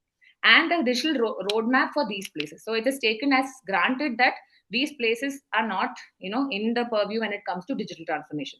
So digital tools, as far as I am concerned, as far as the nation should be concerned, digital tools are not just optional add-ons anymore. So it's not just, it's not just a saver mentality where somebody's given something for the sake of it. It has to become a strategic enabler when it comes to peace and security, and it has to become a strategic enabler when it comes to feminist security. So they provide alternative channels of participation in highly securitized or geographically isolated regions. They facilitate rapid information exchange. It supports community level participation and expand women's substantive agency. So this is the main point, their agency and autonomy when it comes to digital access. So developing a digital capability index, supporting digital community peace infrastructure. So is there a mechanism or a system in place to support digital community peace? Adopts feminist digital security standards. So as a lot of my friends on this particular forum itself said, when how easy is it to go and complain about an issue to the police? Is it a female police taking a complaint? So is there any particular way where a platform can be created where women can have a more of a feminist digital security standards? There are platforms, communities, and networks coming together to ensure this and invest in digital infrastructure as a security priority. While I have great respect for our nation's security across all our security, we are very proud as a nation in terms of the quick and swift action our security forces take. Is digital infrastructure a security priority, especially from a feminist lens point of view, is something that needs to be taken care of. And how can you strengthen digital protection ecosystems? So it's not just about a helpline, but how can it strengthen the digital ecosystem with helplines, encrypted reporting portals? So the person who is raising a complaint, the person who is putting up their details, how much can they have their the security and their safety kept, and how can that be an encrypted reporting portal? When it comes to cyber safety training, while I saw that there are a couple of trainings, that there is absolutely no holistic training that is happening in terms of cyber safety. How can we institutionalize women's digital participation? So this is not just about having digital apps or having digital systems, but how can we create a women's support group in terms of institutionalizing of women's digital participation, like a women's digital cell, for example, in these conflict areas. And these women become stakeholders in peace councils, border dialogues, community security communities, as well as monitoring platforms. So monitoring also becomes very important to see that these conflict affected zones, how much is their responses and incident monitoring, how much is effective is it? How much SOS can be managed in those platforms? And women monitoring the entire system. Integrate digital early warning and rapid response system into state and district conflict and disaster preparedness protocols. Invest in digital infrastructure as a security priority. So I'd like to conclude by saying digital transformation is great. You can talk about apps, you can talk about helplines, but it needs to be thoughtfully designed and gender responsive. It cannot be a generic. So if you see now the current Jammu and Kashmir helpline or the 113 national helpline, it is more of a national solution, which is, it's like more of a, okay, you have something, be happy with it. So so what we need is not just solutions, but end-to-end thoughtfully designed solutions and an integrated theoretical framework. That is important, that to see that digital tools and systems have the potential to fill structural, geographic, and governance gaps, therefore embedding a digital WPS paradigm in India's future national action plan. I would like to propose including a digital feminist security paradigm and ensuring a digital feminist security policy under the India National Action Plan. And this will help in regions ravaged by conflict, displacement, and social breakdown. A few recommendations. So the underlying structural and systemic gaps. This is what is commonly noticed across both Manipur and Kashmir. There are different legal framework limitations. India's existing cyber laws are fragmented, and it's often gender neutral. This is with all security systems, and they don't specifically define or address digital violence. So a gender-based cyber harassment or a gender-based digital violence is not something that is now monitored. The awareness and digital literacy, while people like to believe that everybody in the nook and corner of India has digital literacy, that is not the case from what I understand from Manipur and Kashmir. Many women, especially in conflict zone or marginalized community, lack awareness of even cyber laws. What are the privacy practices and how they can protect themselves online? Reporting and enforcement deficits. Even when women report these crimes, they have inadequate resources. So lack of forensic labs, the investigations are slow, and institutional apathy continues. So how can this be a foolproof system where there are documented online, it is registered online, incidents are reported online, it is monitored by a women's cell, it is taken. So there is a complete holistic system in place to take care of these. Digital disruption and access instability. In places like Manipur, repeated internet shutdowns or heavy restrictions on mobile or data severely limit women's ability to access support. So, how can policies be made to ensure that these shutdowns don't happen? It is against the freedom of expression, which is our constitutional right, and how these shutdowns and not having these shutdowns should also be a part of the digital paradigm and the digital policy. And what needs priority if digital security for women is to improve? Implement legally enforceable and gender sensitive laws. So this is explicitly recognized cyber harassment, digital violence, non consensual content as offenses. So if you see a lot of these conflict zones, a lot of their pictures and their videos go out, and nobody questions anyone for floating these images as somebody and with a story or a narrative that is completely wrong from what actually the story is. So how can they report this? How can you scale up educational awareness programs? So digital Shakti is there, but what is the scale of this, and how can that be scaled up to remote zones and also integrate digital safety training in colleges, community centers, and women's groups? Strengthen law enforcement capacity. So dedicated cybercrime investigation units, digital forensic labs, faster reporting and redress mechanisms, and gender sensitive policy responses. How do you ensure stable, reliable, and safe internet access? So, like I said, even during unrest, so that shutdowns or restrictions cannot undermine women's rights, and how this particular policy is I feel this should first be implemented in terms of the digital feminist policy under the National Action Plan on there should not be any shutdown on internet, and how they can ensure safe access, especially to women during these unrest times. Uh, with that, I'd like to conclude. Thank you.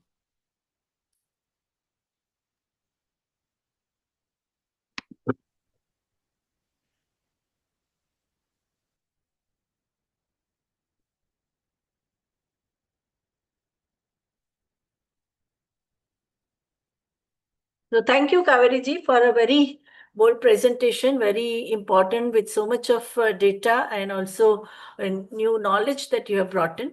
My two suggestions I have. One is about you are talking about those five elements of WPS, five pillars of, but I think you should also bring the question of justice, whether it is Manipur or Rwanda or those who have been violated.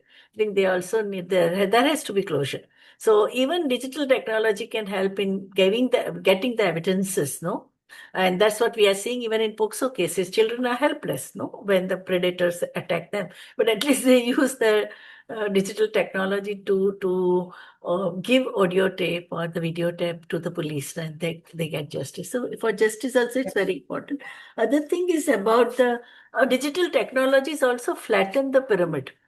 No, you report to somebody, that person reports to higher up, then reports to. Well, here digital technology, you write your testimony in the digital technology, and it reaches everybody. So I think that is the most important democratizing influence of digital technology, is that it flattens the pyramid of decision making, no, and empowers if rightly used, it empowers the weak in terms of reaching out. Otherwise, there's so much of gatekeeping takes place. So that is one very important contribution of digital technology. Digital safety, you have already said that there has to be continuous digital safety training. It has to be continuous because the predators and the violators are clever. Continuously, they are coming up with newer and newer forms of harassment, digital violence. So, yes, ma'am. Thank you, ma'am. Thank you. Thank you so much. Anjali ji, are you ready now? Yes, I'm ready. I don't know what just happened to my PC. I have joined from my mobile. So I'm not able to start the video. Can I just go on with this audio thing only? Yes, please go ahead. Yeah. Yeah. Please go ahead. We are able to see your PPT. Yeah. Thank you, ma'am. Thank you. Firstly, my name is Anjali Gurjar, and I have completed my bachelor's in political science from MIT University, Gwalior, and I'm currently pursuing master's in economics from Jivaji University, Gwalior itself. Uh, so, um, mm, my topic is can feminist foreign policy be a catalyst for reducing cultural misogyny in rural India? Why rural India? Because I live in Madhya Pradesh, and 72% of population is rural population here, and this means like majority of population is rural, and uh, and I think I'm so much concerned about rural India because I belong from rural India, and I can witness all of the things that are going on, the plight. So, starting off, can I just go to the next slide?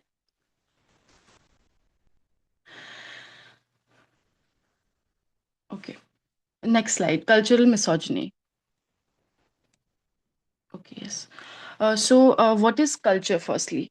Culture means beliefs, customs, languages, norms, and social practices, traditions, and rituals, and values. And it shapes how we think, behave, and communicate and interpret the world at large. And I think what manifest culture are institutions are family, religion, politics, and education. And another thing is what is misogyny? I think it's hatred or prejudice, a social punishment when women challenge gender norms. Like, for example, patriarchal family structures. They are so prevalent in my like state and my city, Gwalior, and son preferences, female feticide. I actually live in village. I'm married, and here the women's talk about female feticide like very normal thing, and they have done that, and they are not even ashamed about this. uh, Another thing is control over women's mobility. This is so common here, and autonomy. And girls are restricted from stepping outside without permissions. And there is so much barrier on higher education and employment as well.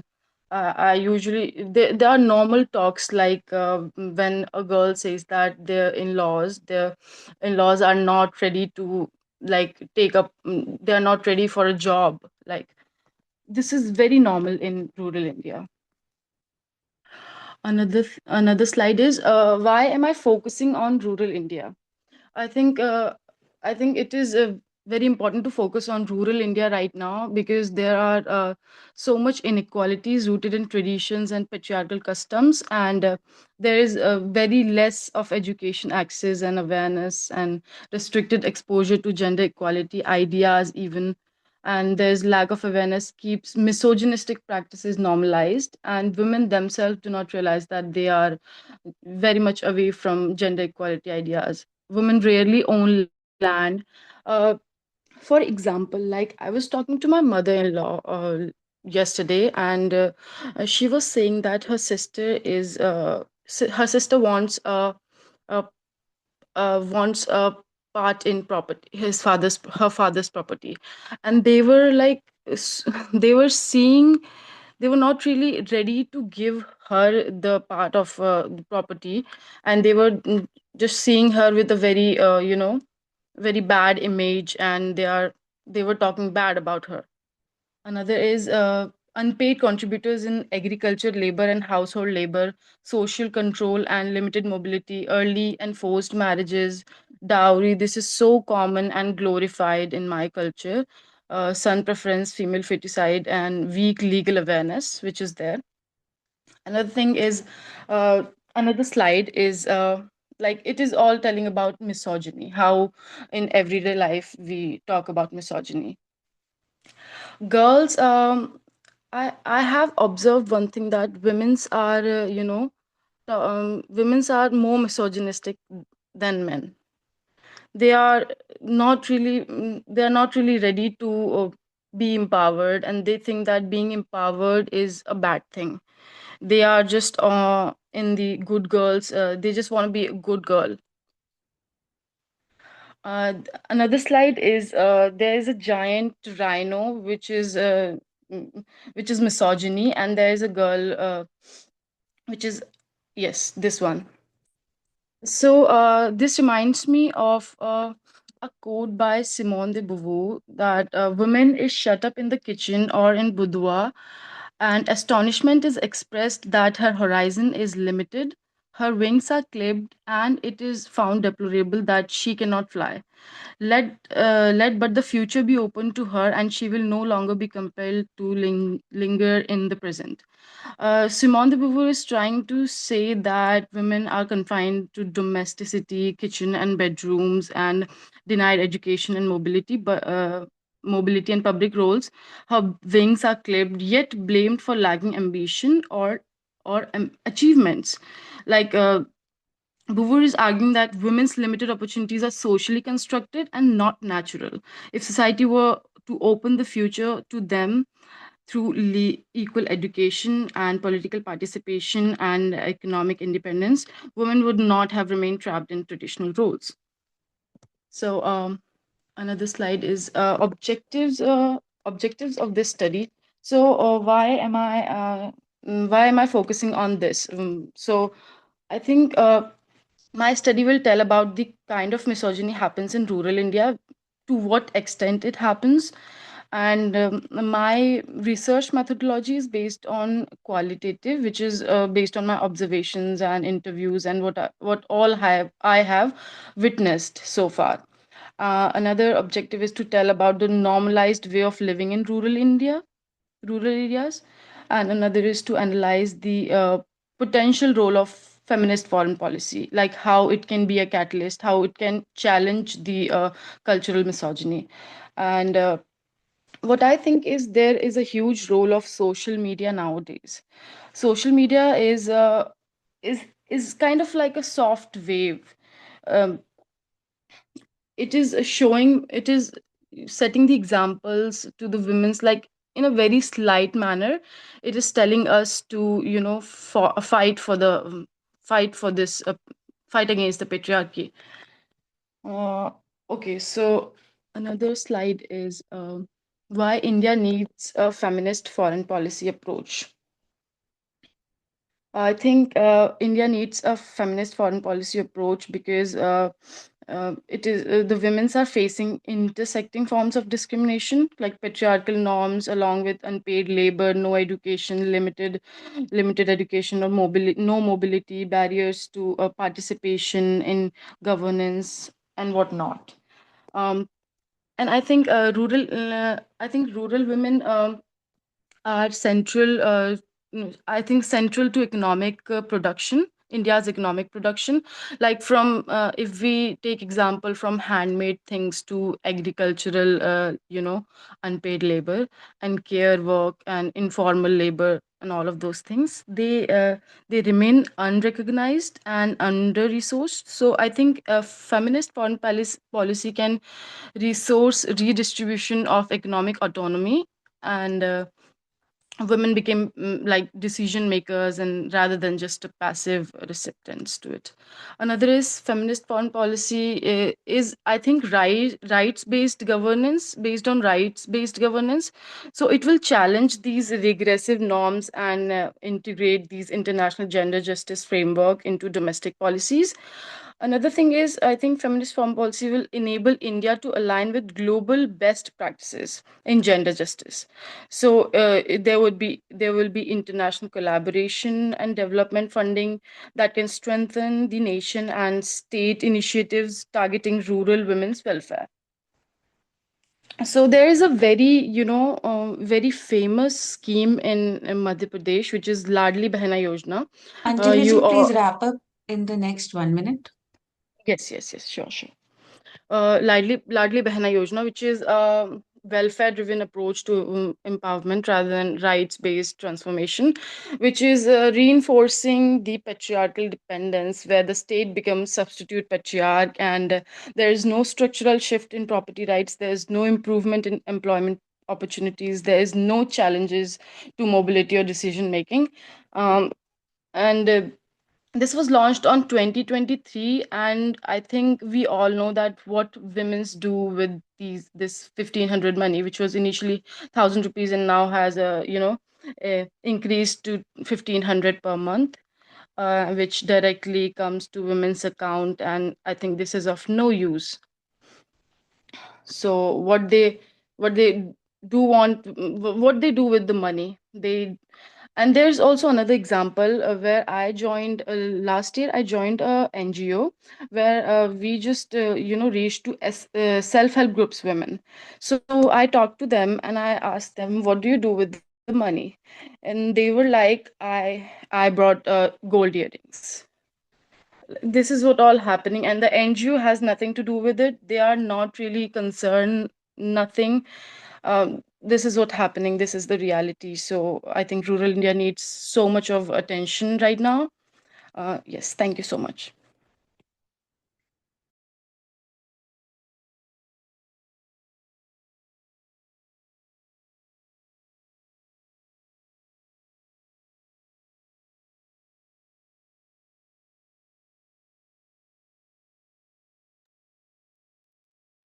Ma'am, you're on mute.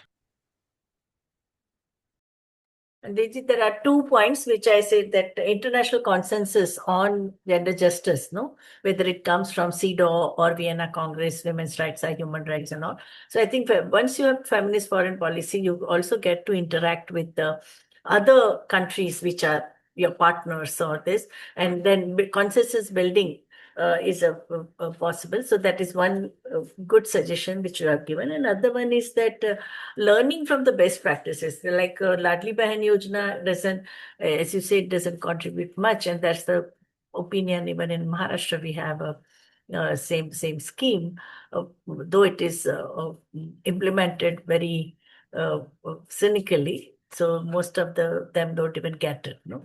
But the conditional cash transfer scheme, which so many states have adopted, it came from interaction with Brazil, because Brazil was not able to pull out children from the forced child labor.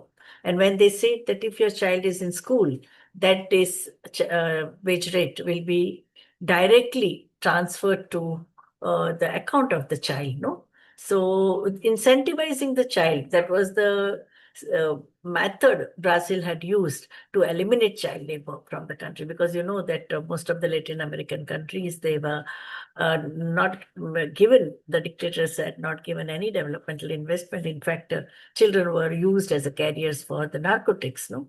So this was, and then we also started conditional cash transfer under Beti Bachao, Beti Padhao, that if you don't kill your daughter, or if you don't, and you send her to school and you vaccinate her and you send her to high school. So at every stage, the state deposits money in her hand, and when she's 21, she can get the 1 lakh or whatever. And that can be, earlier they were saying it is for marriage, but then they said she can use it away for further education. No?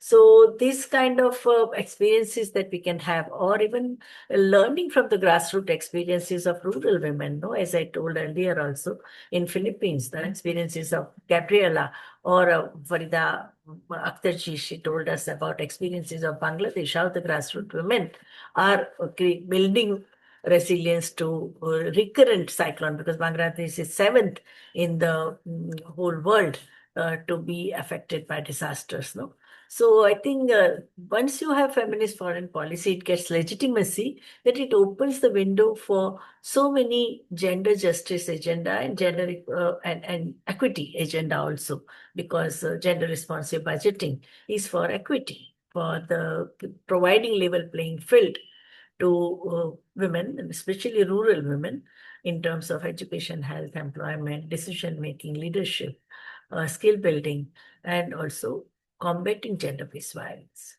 So I think this framework that was a very important, and get exposure to feminist foreign policy also opens the window to rural women who generally get cloistered and are kept out of, excluded from this kind of discourses.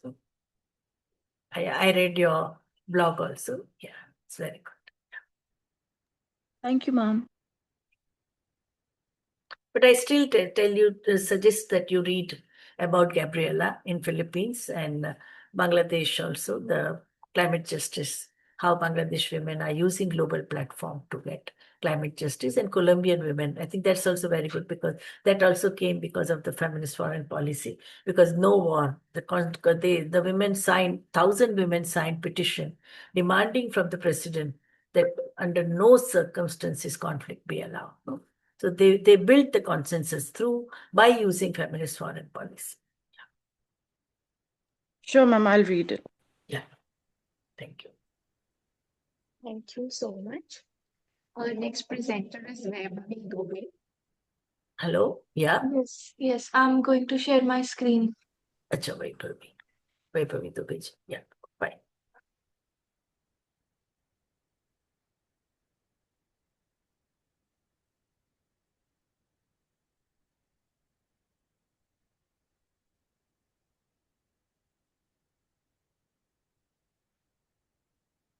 Is my screen visible? Yes. Okay. But I think there is some problem with there are patches. Yeah, okay, fine.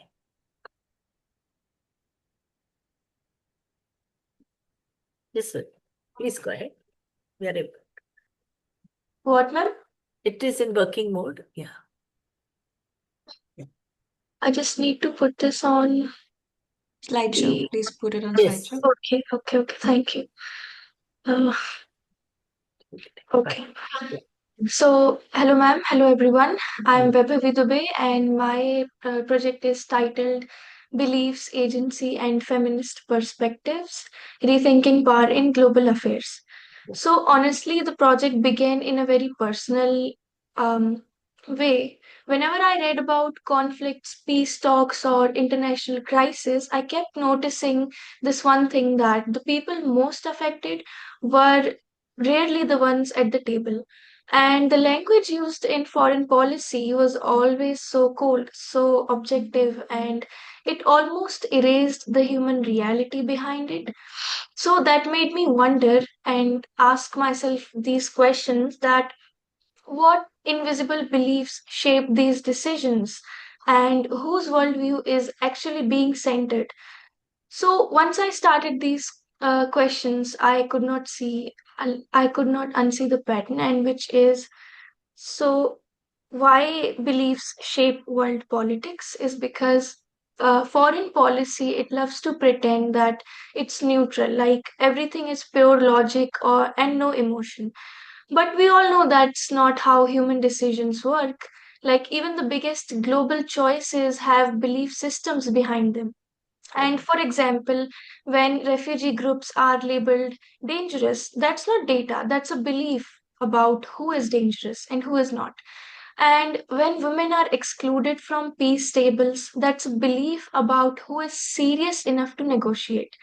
And when certain regions get more aid, it reflects beliefs about whose suffering feels urgent. And so the moment you add belief into the conversation, foreign policy, it stops looking neutral and starts looking ideological. And that's exactly where feminist thinking becomes powerful. It forces us to notice things the system prefers to hide. And so the thinkers I'm drawing from, first one is Simone de Beauvoir, and her idea that we become who we are inside existing structures suddenly made IR make sense to me because states too are performing roles like the protector, the vulnerable, and the rational actor like these. And for example, in the Russia-Ukraine war, the US positioned itself as the global protector, while developing countries they were framed as passive observers. Even though many were directly impacted. So that hierarchy, it's not natural, it's constructed, I think. The next is bell hooks. So hooks helps us to understand the layers underneath, like race, class, gender, and history. So think about how African and South Asian countries are discussed in Western media. women, they are either victims needing rescue or symbols of cultural backwardness. And that is not reality, it's a racialized belief system. And Hooks basically hands us the language to describe what we already feel. Like when we read global news, there is a hierarchy in who gets empathy, kind of thing. And the next is Judith Butler. And Butler helped me understand that diplomacy, sorry, yeah. So if we watch any major global summit like G20, COP, UNGA, we see the same performance: serious face, hard tone, strong posture. And it's funny because sometimes leaders are performing toughness even when cooperation would serve them better. And that is, I think, pure masculinity as performance. Because, and also, Butler doesn't make you hate diplomacy, she just helps you see the theater of it. So, next is Martha Nussbaum. Nussbaum grounds the entire conversation and she asks one simple question that can judge any policy, which is, does this improve a person's ability to live with dignity? That is the question. For example, a country may sign a trade deal and call that it's a success, but if it increases women's unpaid labor or restricts their mobility, is it really development? So, Nussbaum gives us a moral compass, something that global politics desperately lacks. And the case study I've used is of Sweden. So, Sweden, it adopted a feminist foreign policy actually, and they tried to put rights, representation, and resources at the center. But, and this is important, they still exported arms to countries with terrible women's rights records, like Yeah. Saudi Arabia. So, Sweden is a perfect example of what happens when beliefs they collide with interest. And it's not hypocrisy, it's the reality of global politics. And about Canada, Canada's policy, it speaks beautifully about empowerment, but activists pointed out that sometimes women are framed as instruments for development instead of political actors themselves. So, this shows something important, that feminist language without feminist beliefs still reinforces the same old hierarchies. And leadership and agency. So, Vaibhavi, please wrap at the next 1 minute. okay, sure. So I love to use this example of Jacinda Ardern here. She is the former Prime Minister of New Zealand, and so her response to the church attacks was emotional, compassionate, and incredibly strong, according to me. She proved that empathy can be a form of political power. But the reactions to her also showed how deeply sexist beliefs are embedded in global politics, because some people found her approach too soft. And like even when it was effective, this is exactly why beliefs matter, because they shape how we read leadership itself. So, if I had to summarize my entire project in one line, it would be: global politics is just shaped by power.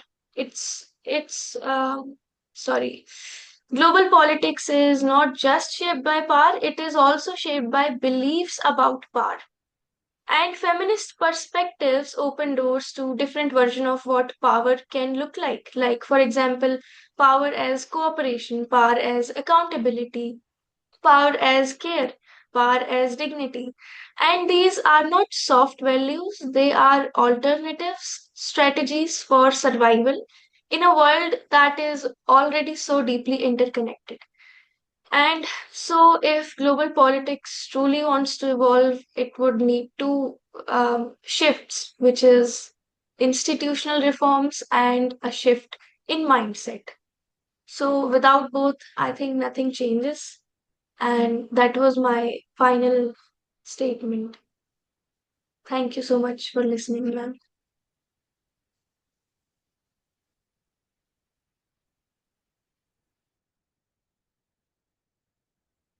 Yes, Vibhuti, you have shown tremendous ideological clarity and also very astute analysis of the geopolitics. You are right, because when it came to Ukrainian refugees, they said they look like us. No, so the Western media, they also had a very selective moral outrage against this kind of conflicts. But when it came to Gaza, there were people who were, and they also lionized the politicians and diplomats who were not at all concerned about thousands of children in Gaza being massacred, butchered, and this. So, as you said, that yeah, power is also believed, but I think you also see, you need to see the material reality. This kind of a racialization has a long history, no, of colonization and slavery, and from there, that whole supremacy of the white man, no, the Anglo-Saxon race, that comes. So I think and that help. This ideology also helps in economic exploitation. No, why would America bomb Vietnam for nearly 40 years? It was basically the minerals. What happened? What is happening in Myanmar? Do you think that suddenly the ethnic tension that develops against the business community who are Rohingyas? Why? Well, because land has now become a very prized position, and the international capital, world capital, is interested in investing, making investment, and the first world is exporting all dirty industries in the developing world. No, so I think beliefs are there, but these beliefs are used for super profit of the transnational corporations, multinational corporations, who are backing the politicians. No, currently the whole right-wing wave globally, where all the dictators are fighting among themselves. How do you behind that? What is this thing? Is their outrage is only about the uh, say wrong beliefs, or there is a material reality of extraction of more and more from the mother earth in terms of minerals, and a very and that whole zombie capitalism, which is not even bothered about, they just do the damage and leave. No, that kind of mentality they have, and they think that they have a right. How can Trump get the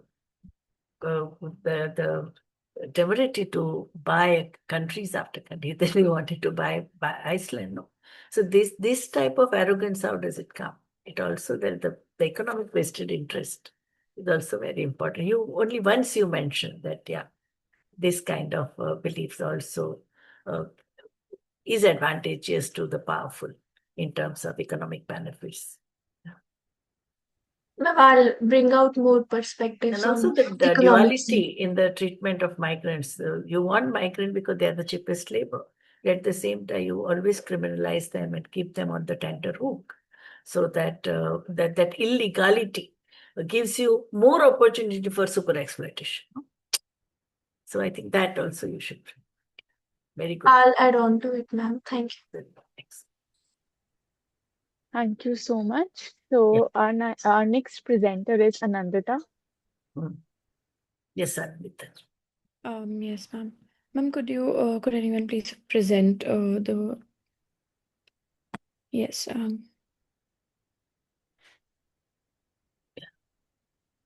Right. So, good afternoon to the panel at large. My research topic, as you can see on your screens, is how militarized masculinities shape women officers' integration in the Indian Army, especially post the 2020 verdict from the Supreme Court. My research examines what happens after the legal equality is granted to the women officers in the Indian Army. So, as you know, the Supreme Court verdict on permanent commission is widely celebrated as a landmark moment. But the question is whether women can serve. The question is not whether women can serve. The law already says that they can. But the question should rather be under what conditions their integration within such a traditionally masculinized institution happens. And I intend to do this from a feminist security and organizational culture lens. I shall explore how everyday practices of soldiering, starting from evaluation to ceremonial protocols, continue to privilege that militarized masculinity as the professional ideal, and this turns legal equality into a starting point rather than the achievement of gender equality itself. Moving on to the next slide. Right. So, post commission experiences show that legal rights do not automatically translate into professional legitimacy. Unlike a civilian workspace, militaries are not neutral in bureaucracy, neutral bureaucracies. They produce a very specific soldier ideal, and that ideal is historically masculine in nature. For example, the army drill culture has defined competence through traits that are culturally coded as masculine, especially in the Indian or the South Asian discourse. For example, aggression, rigidity, or dominance. And a women officer who doesn't match that style isn't just seen as different, but she's often interpreted as less soldierly, even if her tactical or intellectual competence is at par or more advanced than her male counterparts. Similarly, material infrastructure that also shapes the legitimacy in ways that aren't obvious at first glance. But if you take a deeper look, things like standardized gears which are ballistic vests or boots and backpacks, are mostly designed around the male body. They are not particularly or differently tailored to the for the female soldiers so far, and it majorly slows down the movement, changes speed and accuracy, and these performance metrics are then evaluated as though the gear fits everyone equally. You also see it in informal spaces like mess traditions and regimental gatherings. These are not just social events, but they are networking spaces for the soldiers. And major bonding happens over male coded rituals like war trophy stories or hyper masculine banters. And women who do not assimilate into these cultural codes often lose access to those networks, which can later influence their promotions in the officer corps. And these are just the kind of mechanisms that the legal reform alone cannot dismantle. And that's exactly where this research paper places its focus on. Moving on to the next slide. My research motivation is to notice how almost every debate in India focuses on whether a woman should be in combat positions or not, whereas this question is outdated, especially after the ruling. What we should be discussing is how are women being positioned, trained, and assessed and symbolically represented once they enter the services. Even narratives around Nari Shakti actually reinforce symbolic inclusion, not structural transformation. So instead of asking, can women be soldiers, my research asks, what kind of soldier is a woman allowed to become in this masculinized institution? The next slide. I have placed most of the literature review that's going to be in my actual paper here. First, through scholars like Enlow and Highgate, we know that militaries produce masculinity institutionally, not just ideologically. Secondly, organizational scholars like Janowitz and recent researchers from Palgrave Handbook show that material practices from barrack design to gear are not just incidental, but they are actual technologies of inclusion or exclusion. Thirdly, feminist security or WPS critiques highlight persistent gaps within the formal commitments and the actual institutional changes. Scholars like Manchanda and the UNWPS report emphasizes how policy can remain performative unless actual organizational structural transformations happen. And further, looking specifically at the Indian discourse, the policy and empirical work of Professor Chenoy and more recent reviews, such as the SPRF report of 2021, demonstrate that even after reforms, administrative and attitudinal and procedural barriers continue to restrict the integration of women officers.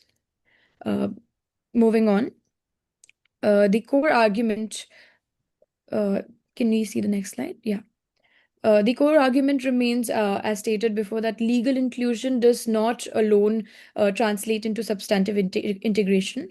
This makes the post 2020 India a critical case where what the institution offers is not equality in soldier identity, but sort of a conditional acceptance, rewarding women who adapt to this masculine codes. The ideal officer remains a masculine archetype, women who can earn legitimacy only by approximating it. We have learned about terms like the honorary man, which feminist scholars have described as a soldier who is allowed in, provided that she does not disrupt the masculine norms, but instead tries to embody them as much as possible. And the next slide, please. Thank you. So the research question here is that I stated focuses on how institutional practices shape the integration after the verdict, and especially how this interacts with the WPS commitments that India has.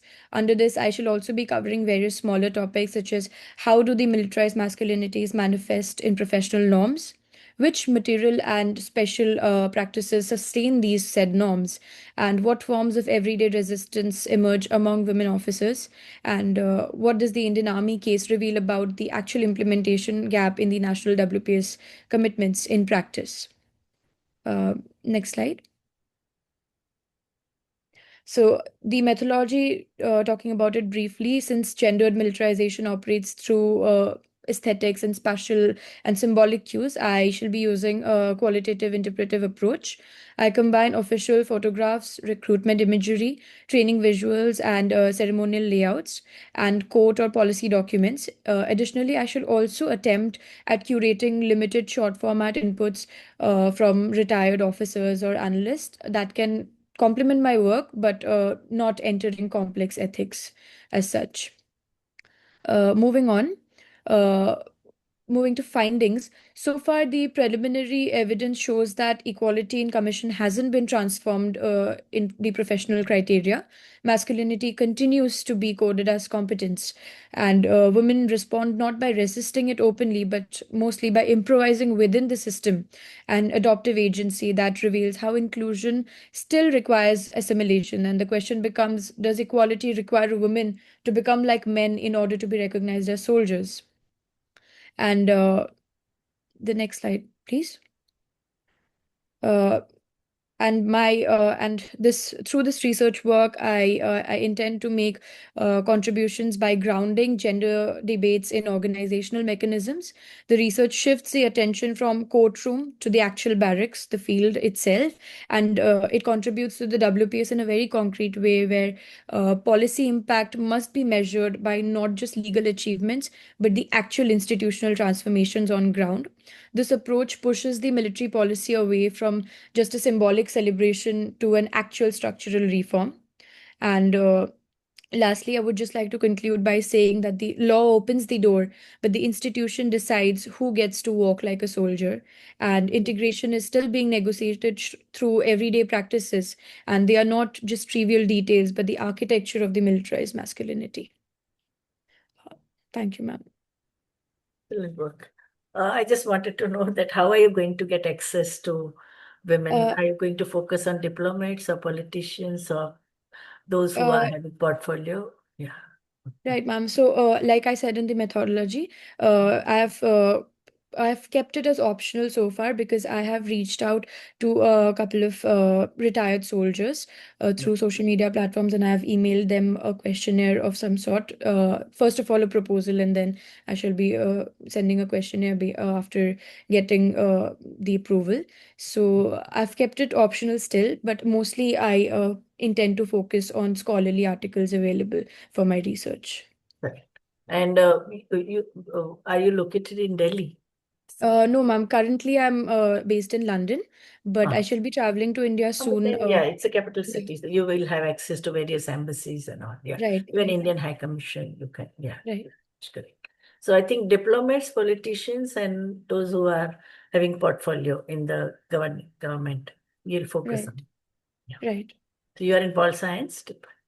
Yes, ma'am. I'm currently pursuing my undergrad from SOAS, University of London, in IR and political science. Okay. So yeah, SOAS means, yeah, credentials will also. Right. Yes, ma'am. They are quite focused on South Asia and the Middle Eastern region. Correct. And then many will be coming there even for as a resource person, no? Many diplomats, Right. Yes, ma'am. We keep having visits from different ambassadors and diplomats. Yes. Right. Thank you. Okay, ma'am. Thank you. Thank you Ma'am, so after this, we have a video recording. Yeah. But I was suggesting that it's a 10-minute recording. I was suggesting that there's one more fellow, Noreen, who shared her presentation, but she's not present on the forum right now. So what we can do is maybe we can take both of them together, and if a couple more are left who would like to present on the last day after the valedictory session, would that be okay? Yes, fine. Yeah. Okay, ma'am. Yeah. In that case, ma'am, I think we can go ahead with closing remarks from your end. Yeah. So I think I'm really very happy that all 11 presentations, like by Sukhwinder ji or Shrishti ji or Dale, Gayatri, Ruchira, Chitna ji, Faiz Afrin ji, and Kaveri ji, Anjali ji, Vaibhav ji, and Anandita Sarkar, all of them have really focused on the most mind-boggling and most challenging concerns in the contemporary world, and right from infrastructure and question of migration, women's agency, and also silencing of certain sections while lionizing the others, inclusion of global South voice in the feminist foreign policy, the question of actionable pathways to implement WPS agenda, the question of what energy, what is this, what is it called, just transition, how is it going to be mediated by the diplomatic dialogues between different countries, and also operationalized at a ground level. And climate change and climate justice, currently very important hot topic because of COP, and women's digital participation and the digital violence, and how to handle that, and what kind of uh, how do we use WPS and National Action Plan for addressing this issue, and also cultural misogyny in rural India, and so many hurdles that we are facing. But there are, at the same time, there are very good examples how rural women have used the foreign policy in Latin America or in some of the Asian countries to challenge the cultural misogyny in their day-to-day practice. The Philippines is a classic example, where women who had to sell their daughters to the American soldiers. From there, they have also negotiated the agrarian policy, and they have become economically strong, and their children are now going to school. So I think this could happen only because globalization of the discourse on international trade relations. Then rethinking power in a global affairs, especially the double standards which different global north and global south they adopt within their country in the domestic policy, and vis-a-vis different countries, with a classic example of Gaza versus Ukraine, and the response of the Western media of racialization. That was a very good presentation. The selective moral outrage of the West when it comes to, and even selective moral outrage of even we Indians when it comes to Manipur or Kashmir, or when the same thing happens to the Indian army, we all are getting energized. But what happens to the civilians? No one is bothered about. And how women, the attitude of the decision makers and attitude of the politicians, where women are mainly framed as an instrument of development, their agency, their representation, their voice, the resources for their empowerment and capacity building, that doesn't become a important agenda by the global leaders. And also how global politics is shaping, and what is the need of an hour is institutional reform, and also changing the mindset. I think that also came out, that how whatever belief you have in your personal life, that also get projected in the public policies, and the stance which different leaders are taking. Jacinda Ardern's example, and the condition in which she had to resign from her post. I think that also shows that how the patriarchal solidarity among the old boys club, I think that is playing a very important role in gaslighting and hurting the confidence and self-esteem and self-confidence of extremely articulate person. We saw recently, even in Colombia, how the prime minister, somebody made sexual advances against the prime minister. Person who has been elected, who is popular, who has a popular mandate, can also be violated by by a man, predator, and the security staff hardly is bothered about it. No, women officers in Indian Army, we have seen that their role in Liberia was highly uh, praised, but that more as a nurturer, the kind of work women do in the family, they had to do, they were doing of nurturance, counseling, uh, giving confidence to the women survivors of violence, children who were scared. And that's why they were highly praised. Wherever you send men in the peacekeeping force, so many cases of sexual violence, mass rape, ethnic cleansing, and also uh, food for sex, no? Those scandals that came out uh, in so many African countries which were war torn.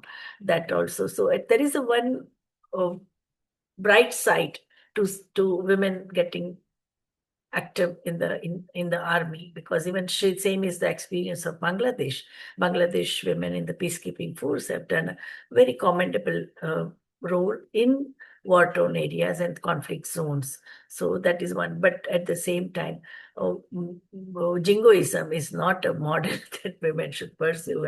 We always believe in peacekeeping, peace building, and peacemaking, no?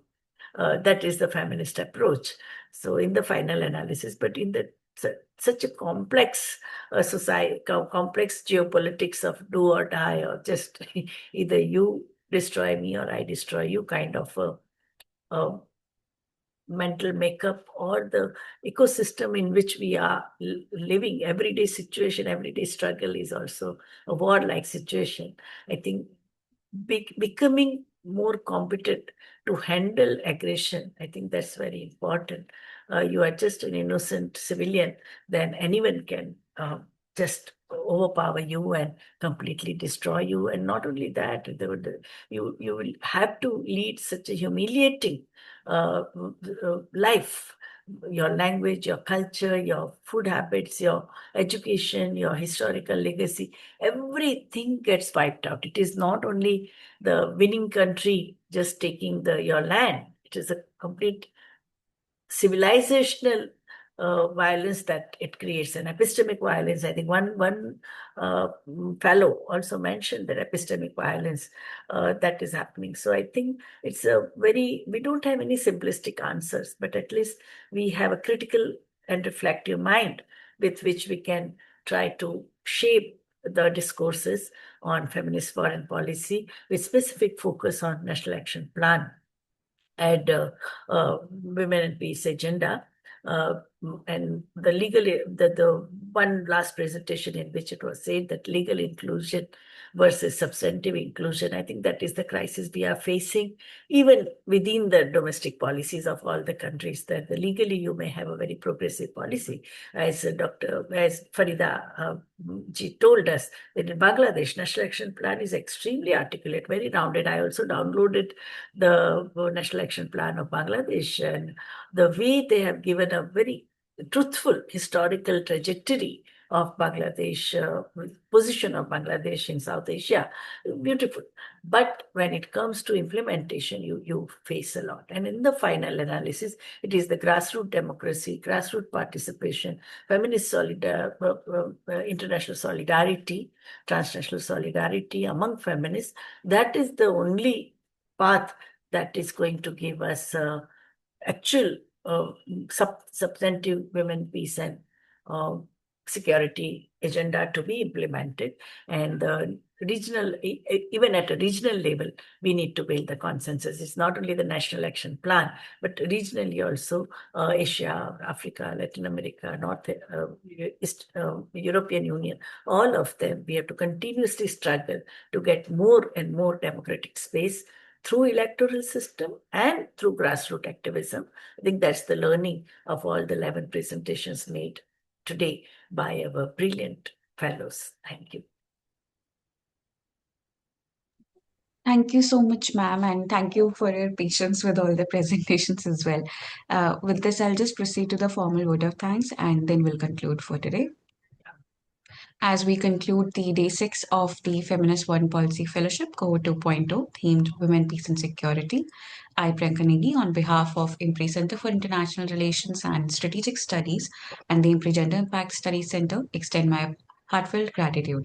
We sincerely thank our chair, Professor Vibhuti Patel ji, for her invaluable contribution and for engaging us in a powerful discussion and for taking the time to guide us through all the presentations. We thank all of our participants who presented their work today and actively participated in today's deliberation. The session recordings and resources will be shared via email. Video recording of today's session will be available for your reference. And we look forward to seeing you for the last day of this program on December 11th with Professor Asha ji for the valedictory session, and followed by that will be the additional presentation session in case anybody else would like to present. If you are following our work by watching it on YouTube, listening via podcast, or reading our publication, we truly appreciate your engagement and support. Once again, thank you all for being a part of this initiative. Wishing you all a great evening ahead. Thank you, Priyanka ji, for just sailing through this whole session. So beautiful. Thank you, ma'am. Thank you to you. Good night, everybody. Yeah. So tomorrow you are going ahead, no, with the session? Ma'am, on 6th. Oh, so both of them are ready? Yes. There are 2 resource persons, no? Yes. Good. Soumya sir, we are talking to, so hopefully he'll be ready also. But we are going ahead with the 6th, ma'am. That is the best available slot. You have informed both of them, no? Yes. Yeah, okay, fine. Okay. Thank you so much. Thank you. Thank you, ma'am. Thank you.